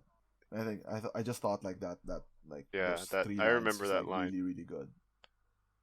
That's the only line I remember, actually. Right? It was really good. Like. It's like, oh my god, fuck, that's awesome. You're a genius, Sayaka. So just for that, like, actually just for those lines that I thought like this was a really great song. Anyways, so next song, Matt, was Yume wa Nigenai. Oh, our national anthem. Part 2. This song made me really want to cheer. Well, okay, so just to answer the obvious question is they use the Sayaka voice for the Gamma. So I made a joke that the only 2 guests in this concert was Takeda Barbecue and Sayaka. That doesn't count. Sayaka does not count. And I will given Takeda Barbecue is also debatable, but I'm joking, of course. Yeah. Like, and I have a lot of thoughts about like Yume wa Niganai, but I don't really want to take up too much time. I just want to say that like. They boxed themselves in with the Sayaka thing for Yume wa Niganai, and instead of like looking forward, it just feels like a really like looking backwards song. Yeah, I do feel like that when you get to the Ganbare part. Yeah, you're like starts expecting Sayaka, and it didn't need that. We need more new fans, is what you're saying. Yeah. More new NMB fans that don't know Sayaka. Fuck, that would be awesome. I want like there's a person in Discord who's like kind of new, and they're not even familiar with Sayaka. It was really fun, like basically teaching them about Sayaka. Yeah. We need more of that. In the beginning, there was darkness. And then Sayaka said, "Let there be light." The Big Bang, but it was just her strumming her guitar Yeah. really loudly. Yeah. Okay, so yeah, they did that. That was cool. And then they played their the actual national anthem. So I guess maybe you mean when they that's like the Pledge of Allegiance, and Station No Lap Time is the next one, is Dark Spangled Banner. I think I don't know. I And this one actually had the hype. it had the pre-recorded mix in this one. It did, yeah. Yeah. Like I don't know, like Station No Lap Time should be like super hype, but like because like people couldn't mix, couldn't stand up, couldn't do anything. It's because you didn't have your non-bats out. You're supposed to non-bat it. It makes me more excited. Not I really. mean, the members really liked the recorded calls. Yeah, They- yeah, they- because it just, I mean, It hypes them up. Yeah,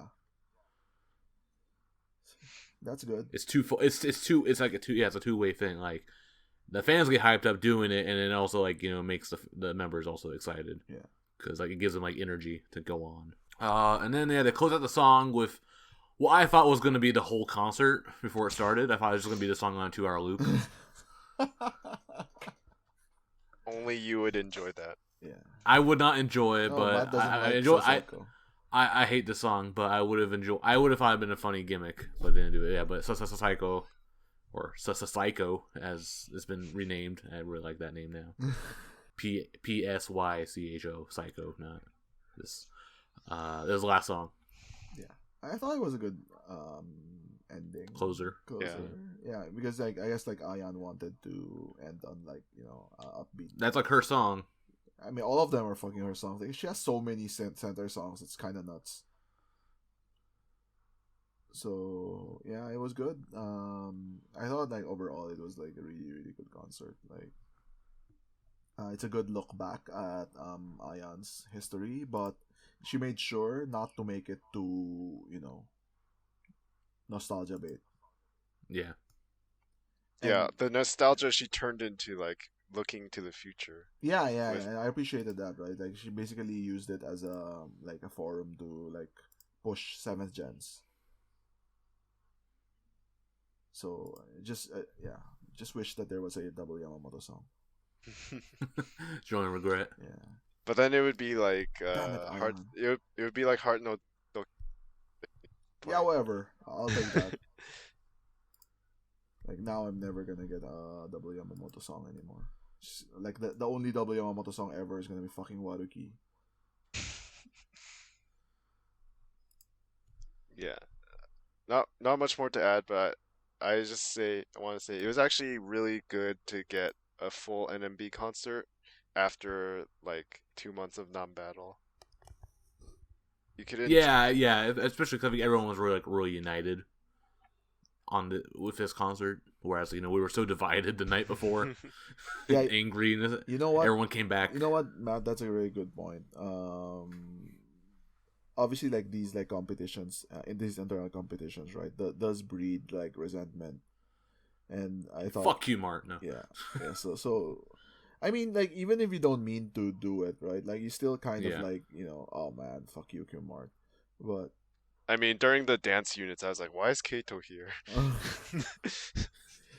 yeah, but like I thought like yeah, it's a good way to like recover and basically say like yeah, NMB still like won. Like we don't fight each other. NMB won the non-battle. Who wins? Everyone wins. Yeah. Real quick, Geoff, did you buy any goods from the non-battle? Yes. From the Ayaka shop. I Did you guess- buy a bonsai? No, Disappointing. Get off my show. No, I'm It's just- so fucking expensive. you didn't buy anything. You didn't even go. Nope. Yeah, so she has some crazy goods out, but yeah, she had like a bunch of bonsai, and they're all like over 10,000 yen, 15,000 yen. I did go take pictures of the bonsai exhibit at the entrance. They had a bunch of her plants at like in the hallway. Yeah, On but display. then weren't those the ones that they were selling? I don't know. Like we're like on hold Yeah, maybe like that. because it seemed like they only had like one of each probably in stock. Yeah. Imagine like if you were going back from Tokyo and you had like carried this like bonsai tree with you on the Shinkansen. So that's going to do it for Aayan grad concert. All right, so next, so I think we have a new trend for Takoyaki Party. So it's no longer graduation announcements that keep the shows going. It's Geoff taking a trip to Osaka to go see You Gotta NMB that keeps the show running. So I have to go again next month. Yep, or when, I better hope Chihi's on. he's gonna go and it's gonna be like, you know, Shiori, Mion, and Reiko. Something like that, yeah. But yeah, Geoff stayed in Osaka next day. So this is literally the day after Ion's graduation concert. So he stayed, got tickets for a show because Chihi was on. I actually considered doing this, but like I was like, yeah, no, too much hassle. And I kind of regret it a bit. Yeah, Geoff could probably let us know why. Yeah. Why do I regret it, Geoff? The hosts Mitorizu, who have been the MCs for You Gotta NMB for the past 3 years, announced that this was their last episode. Boo! Because they got second place in the M1, so they're off to do bigger, better things. Yeah, they're like way too popular for NMB anymore. Yeah. It's like Kamaitachi, right? Like it is very bittersweet. Like, you know, you see these geinin, right? And then the thing is, like, there's like millions of geinin around, right? You know, and it's hard to differentiate them one from the other. But like you see the ones that work a lot with NMB, and like you do kind of like feel like some kind of kinship with them. Yeah, we were all rooting for them in M1. In M1, right? And it's like, yeah, fuck those guys. Even the members too. Yeah, and then you see them do really well. Like Kamaitachi did really well. Like they're super famous nowadays, and like Mitorizu did well too. And then, but then, becoming really popular just means that, you know, they can't do like, you know, online only comedy shows with NMB, right? Because they have to, you know, move on and do their other things. So yeah, I really like Mitorizu. Like I find them really, really funny. And like the thing that I appreciate with them is that they actually took a lot of time and effort to like learn all the members. And you know, they understand. Like it's not to the level of like Navy's Afro. That's fucking creepy. But they know all the members. Like they have like inside jokes with the members, and I think that's the best part. It's like, even with like not super popular members like Iso-chan. Yeah. Well, that's Lily, right? He's just like making shit up. Like, who do you miss? I miss Iso-chan. And or like, you know, like Mitorizu, Moriyama, like banning like certain members from. I think the first ban was Miki, and then he just like expanded it later. And then there was the cardboard stuff with Hasa. It was that was really funny. Like for Hasa's first ever appearance in You Gotta NMB, like Moriyama was like getting really angry because like, what the hell is this garbage? And he was calling the cardboard stuff Gomi. Because like Hasa was like wearing like, you know, cardboard slippers or something. It was really weird. I thought it was hilarious. Yeah, I'm gonna miss Mitorizu. They're really good. They're really good. Like because like basically like, you know, they've been doing this for 3 years now, right? And then like you just lose the rapport, and you know, I mean, you can build rapport again, I guess, but like, you know, it's not gonna be the same. I mean, didn't you guys like? Because they're like the second host of You Gotta, right? Yeah. I never watched it that much before Mitorizu when it was Dayan. And to be honest, when I watched it, I didn't like Dayan that much. I don't know, I didn't feel the report they had or like the style they did. Yeah, I think Dayan didn't really make an effort. And that's what I was saying. Like, Mitorizu actually made an effort to know the girls. So Dayan was like treating it as like, you know, just their job on like, you know, I have to do a comedy show today, right? So I'm gonna do it with NMB, and it was entertaining in its own right, because Dayan is an entertaining duo, right? They know comedy, they know how to do comedy, but like they didn't really go the extra mile of like, you know, building rapport with the members. But like originally, like Dayan was more of a name. So when they got chosen for You Gotta NMB, it was like, oh yeah, I know Dayan, I've heard of them. So you know, they were funny and all that. So when Mitorizu got chosen for You Gotta NMB, like, who the fuck are these guys? And it was like, you know, it was basically like it was disappointing in the sense like okay, you got nobodies to replace this comedy duo that's famous. It's kind of that kind of happens a lot with like some shows, like when you replace the host or whatever. Like yeah. Well, I guess like like American, you have like the Daily Show. So like Jon Stewart took over for Craig Kilborn. People were like, "Who the hell is Jon Stewart?" Yeah. And then Trevor Noah took over for Jon Stewart when he left. So yeah, but then no one likes Trevor Noah. What? You're not woke enough. Get off the show. Out of here. Everyone loved Jon Stewart. Are you saying that like I think at the start Trevor I think Noah people oh no, but I think people had the same like they took some getting used to. Yeah. And John when they transitioned to Jon Stewart, and John Oliver too, right? He was just a rando on the Daily Show. Yeah, but like but John Oliver's amazing, and he created his own show. Anyways, we're not talking about that. But yeah, but I mean, just like that kind of same vibe. Yeah, it's like when you change hosts, there's always going to be some kind of growing pains, but eventually it works out. Well, see, okay, in some cases. I really fucking don't want to bring up this example, but like, look at AK Bingo. I tried to when. Hey, we gotta get our APMs up, or AK Bingos per minute up. You have to hashtag AK Bingo. Yeah. So. When they replaced Bad Boys with Woman Rush Hour, like everyone's like, yeah, these guys are gonna suck. They don't know any of the members. Like they're fucking, they're shock jocks basically, and yeah, that's what happened. They killed AK Bingo, is what you're saying? Well, no, AK Bingo was gonna die anyway, but they just made it like incredibly unentertaining because they didn't know and they didn't give a shit about AKB. I didn't give a shit about AKB either. So, but like watching it, you could tell like, oh, well, these guys don't give a shit. So yeah, I can't really comment on it because I think I also like tuned out of AK Bingo by a time or even before they came on. Yeah, but like you can probably ask like the people who worship AK Bingo. No, but those people still watch episodes from 2010 and then decide to Oshi Achan. They're like, it's like radio waves to space. It takes like a few years to get caught up. So give them like 10 years and they'll see, oh, what? AK Bingo got canceled? So I guess we could probably didn't talk about who the Mitorizu's replacements are. It's well, we don't know them, so who cares? It's Long Coat Daddy. That's a name. So apparently, they're not Manzai comedians. They're Konto comedians. So they're skit comedians rather than stand up. So if Manzai is stand up, Konto is it's like sketch comedy. Sketch comedy, yeah. Yeah. So they're Key and Peele. Yeah. They wish. Japanese Key and Peele. Yeah. Well, there is one fat guy. That's true. And one thin tall guy, right? Yeah. Yeah, and like it's like the one hot like the hot take people got was like, so they just picked like their Oshis just looking at the profile pics. Yeah, and people were getting angry because they chose Miki. Well, the skinny guy picked Marin, and the fat guy picked Miki. Yeah.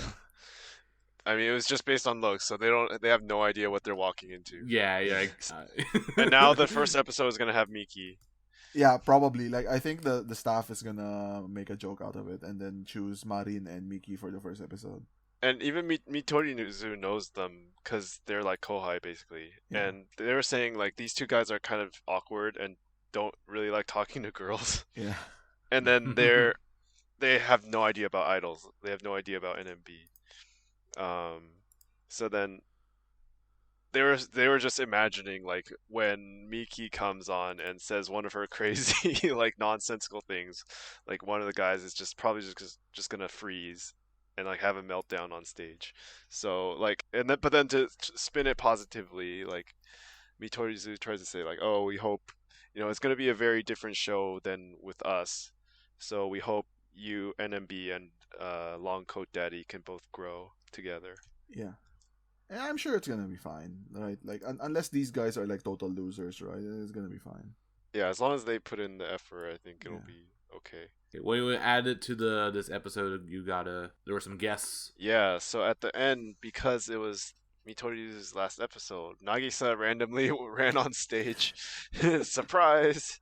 It was funny too because the staff was like killing time, trying to kill time. So they had like a really like like a really nice like farewell to Mitorizu, and they did like the Ai Usake Buns, like, oh, okay, this is so awesome, we're gonna end it here, and then staff was like, nope, do another one.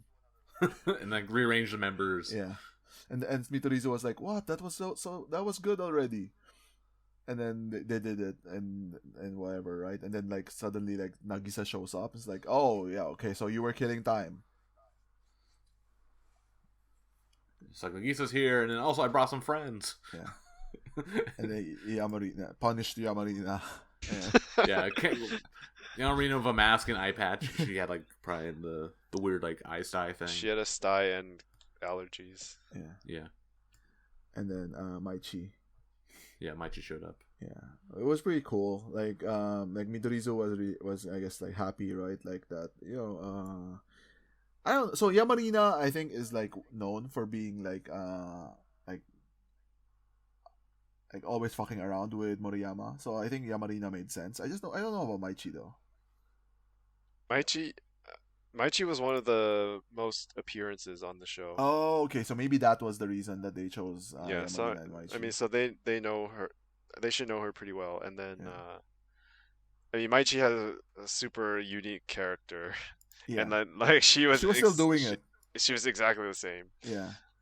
So like I thought she would like give up the character, but she was still doing it when they were talking to her during the show. I thought that was funny. I think the funniest part though was like Nagisa was saying like, oh, do you want to talk to anyone? And they were like, yeah, could you call Iso-chan? And she was like, oh, okay. So she asked her manager to get her phone, right? And then he called Iso-chan, but like Iso-chan wouldn't answer. And what was really funny too is like she was like asking Maichi, is this Iso-chan? on her phone. And then they're using Line, right? Yeah, they're using Line. I mean, you can change your name on Line. It doesn't matter, right? Yeah, but I think they'll still be on your. You still have their account, I guess. You would have their account, but you don't know who it is. A lot of people don't put their real names. Yeah. Unfortunately, Iso-chan actually didn't answer. Yeah. And then later she tweeted after she found out what happened that it was her Line app is really buggy and can't receive calls. Yeah. Well, too bad for her because it could have gotten her like some YouTube follows. Just to be like associated with Mitorizu, right? Just like and subscribe to Iso-chan and Sararan's channel. Yeah, they're trying to get to 10,000 followers. And then like Nagisa was like, oh sorry, she's not answering. Like, do you want anyone else? Like, and then Moriyama was like, could you call Naru? And what's really funny is like Naru didn't know at first like she was on a show, right? But so when Nagisa called her and how she answered the phone was hilarious. She was like, "Hello, hello, hello." Yeah, it was so Naru. Everyone burst out laughing in the theater. And, so they talked to Naru. It was really fun and you could feel like the rapport between Mitorizu, right, and all the NMB members. It was great. I'm really gonna miss them. Not that I watch all You Gotta NMB shows, but like whenever I've watched, I always found it super entertaining. Yeah. Also, I think the members they chose today, obviously Aayan was there, and then mostly they picked like the members who had the most appearances with Mitorizu. Oh. So like actually Momone was like had like 12 appearances with the most. Wow, I didn't know that. That's interesting. Wait, so why wasn't Miki there? Oh, because she was banned. Yeah, I don't know. Is she actually one of the top? No. She's not one of the top because she's banned. See, they actually take it seriously though. When it's actually literally banned. Yeah. Yeah, and like, then it was like tied Chihi and someone else with 11. I see. I thought all the Aayan challenges were really nice too, but like we don't need to do the review of You Gotta here. Yeah. But like go watch it. It's a really nice episode. Ryan, you said this was more. This is sadder than Aayan's graduation concert. I didn't say it was sadder. I said like it had more surprises. Let's check the tapes. We'll get Batata the search. Search your post history. So yeah, You Gotta is done. So look forward to whenever the next one is. Next, we're gonna go through some quick news real quick. So we had a couple other graduation stages. So we had Namimi, who did her graduation stage, as well as it was with Risen Denture and friends. Yeah, so she was able to have another comedy live with the other 4 members, and then plus of the 4 members of Risen Denture, and then 4 other members, mostly her gen mates. And so it was good. It was a really good show. And then, but does that mean so Raisin Deter is effectively done now? Yeah, pretty much. Because even Wakapon said "Oh, this is our second show, but unfortunately it's our last." Oh, all these groups getting disbanded now. Yeah, actually, we didn't talk about this in the Aayan grad concert. But there was an announcement. So they're doing 2 days of Lapis Arch Last Lives. Yeah, and then her graduation show. Yeah, and graduation show. Her graduation show is on the 19th, and then the Lapis Arch Lives are the 2 days before 18th. that. Yeah. Let's go watch, Matt. It's at the NMB theater. Yeah. It's at the NMB theater, yeah. Yeah, let's go watch.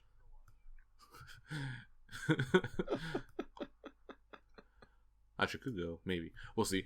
Okay. So that, and then Yuki soon had her graduation stage. And it was also part of grad stage, and then she also had a danceable Kanmari live. Was this also the last danceable stage ever? No, because danceable's forever. Yes, if there is a god, Matt. There is no god. That's true. Only got him, and got him Junior. Yeah, so actually, what's funny is that her grad stage was almost 2 weeks ago now, and she kept staying around taking pictures for the rest of NAMBATTLE and Aayan's graduation concert. Yeah. So we were wondering if she staff was must be really confused. What the hell are you still doing here? She just keeps hanging out here. She doesn't even go here. Got rid of her key card or whatever to get in, and she still keeps on getting in somehow. She's gonna be that guy. We were in wondering. Office Space. We were wondering if she actually was hired as staff, but apparently not. She said Aayan graduation was the last she was taking pictures for. Yeah. I think it was just really random, right? Probably her contract said it finishes on whatever X day, right? And she was okay, then I'll just hang March out or until something, maybe. that day. Okay, and then last Wyden has been doing a lot of stuff, pretty much in concert to the non-battle stuff. So it's kind of catching up. So they did a watch party of a horror movie, and they didn't tell anyone until the end of the stream. That was weird, right? Well, I guess a lot of people figured out. Yeah, I figured out. I think Groovy figured out. Well, I think some people in the chat were saying. Yeah, because basically they didn't play audio and didn't show the video. Only showed just the members' reactions. That was really fucking weird. They should have at least told us so that people who wanted to watch along could, right? Yeah, but I think people was I think they were giving hints oh, it's from 2000 something or whatever. Anyways, it's Ju-on. It's a Japanese horror movie. Yeah, Ju-on, or The Grudge, as it's known in English. And actually, Groovy did a nice little mashup where he took the reaction streams as well as the there's a weird free version of it on YouTube. Probably, I don't know probably how or why that's legal. But yeah, so actually you can actually watch the whole thing with them as well now. It's somewhere in Discord. They did that. They also Wakapon and Mikana have been playing a lot of video games together. We talked about this last podcast about them playing Limbo, so they did that. And then they also played the Untitled Goose game. They played Tiny World, which is a weird puzzle, 3D puzzle, isometric puzzle thing. Spot the difference. Then they played Twilight Syndrome, which is a visual novel. Apparently, it's a cult from, classic in Japan that from PlayStation. Yeah, it's PlayStation. And PS1. If anyone knows Suda51, then this is one of his earlier games. Yeah. And this they had a guest. They had Anju on for some reason because she was on the Wine and Horse show stream as yeah, well. and they were hoping bring her on. because this is a horror game, right? So they were hoping that Yeah. you could get like funny reactions from her. Well, they got some funny reactions from her, but not as intended. So like they really tested Kanji her reading skills. kanji. And she can Yeah. totally not read kanji. I it was really funny Wakapon. because like Wakapon and Mikana were getting really frustrated with her. It's like, what? You can't read that? Oh, because like they were role playing like because there's like 3 characters in that game, and so 3 of them. Yeah, it's really fun. You should. I mean, actually, not Twilight Syndrome. I don't actually find Twilight Syndrome very fun to watch. But the other ones, like the Goose game, I really enjoyed, and Little Nightmares. And then this last one, playing Little Nightmares 2, which I think they just wrapped up. That's it, I think, for the foreseeable Oh no, future. they actually. So this is breaking news. Oh, breaking news. They YNN put up a survey on Twitter, asking. Well, they did that last time, and it was bullshit because they didn't listen to my request. But this time they said that Ultimate Ghosts and Goblins. Fuck that. That game's not fun, and they're not gonna. Especially Mikana is not gonna enjoy it. No one. Ghosts and Goblins is not fun. It's a bad. Well, game. it was the one they played in the fake one that they did in the summer camp, right? Well, that's easier than that game and more fun than actual Ghosts and Goblins. They're gonna Like, play it now. So well, they because the survey was like, do you think that Mikana and Wakapon can finish Ghosts and Goblins in one day? oh hell no! I don't think they can finish it like in 1 year. Is it that hard? I've never played it. So Yeah, that game's fucking impossible. No, you get like 2 hits and you die, and there's like random bullshit spawns. oh, okay. And actually, when you beat the game, it's like not even the real ending. You have to play through the game again to get the actual real ending. So this is It's the new horseshit. one, right? Are we talking about the new one, not the old one? Ultimate is a new one, yeah, but it's just I guess there's difficulties for it. And like it had like a bullshit thing, like play on hard because that's the way it's meant to be played. Whatever. But I guess they have easier difficulties, so maybe, but it's I look it's still forward to bullshit. it because it's a co-op game, so it will be. Fuck Ghosts and Goblins. Is Yeah. it co-op? According It's to not co-op. Popo on the Discord, it's a co-op game. Who could say? Anyway, that's what you can check out on the Wine In YouTube channel. So look for that. And yeah, that's gonna do it then for this extremely long edition. This is of our NMB longest Takoyaki episode. Party. It has to be up there. Probably up there with like the 3-hour long Takoyaki Party award thing we did in 2017. But yeah, we had a lot to talk about. Let us know what you think about the non-battles. Like, let us know what you think are the good points, the good takeaways. For the non-battle, let us know what you think about Miru announcing graduation. What does that mean for NMB as a whole? And then Aayan graduation. All that good stuff. You can let us know in the comment section of YouTube. You can hit us up in Discord, NMB International Discord channel. There's a link to that in the description. Also hit us up on Twitter. You can also email us at nmbtakoyaki.party@gmail.com. I don't think anyone ever emails us, though. But except for when I was like dealing with like the prize giveaway stuff, I was talking to people there. But yeah, that's gonna do it for the show. Thanks for listening. Aayan, please come back. 僕は僕の夢を追いかけて君は君の夢を追いかけてそれは決して寂しいことじゃないんだそれぞれの道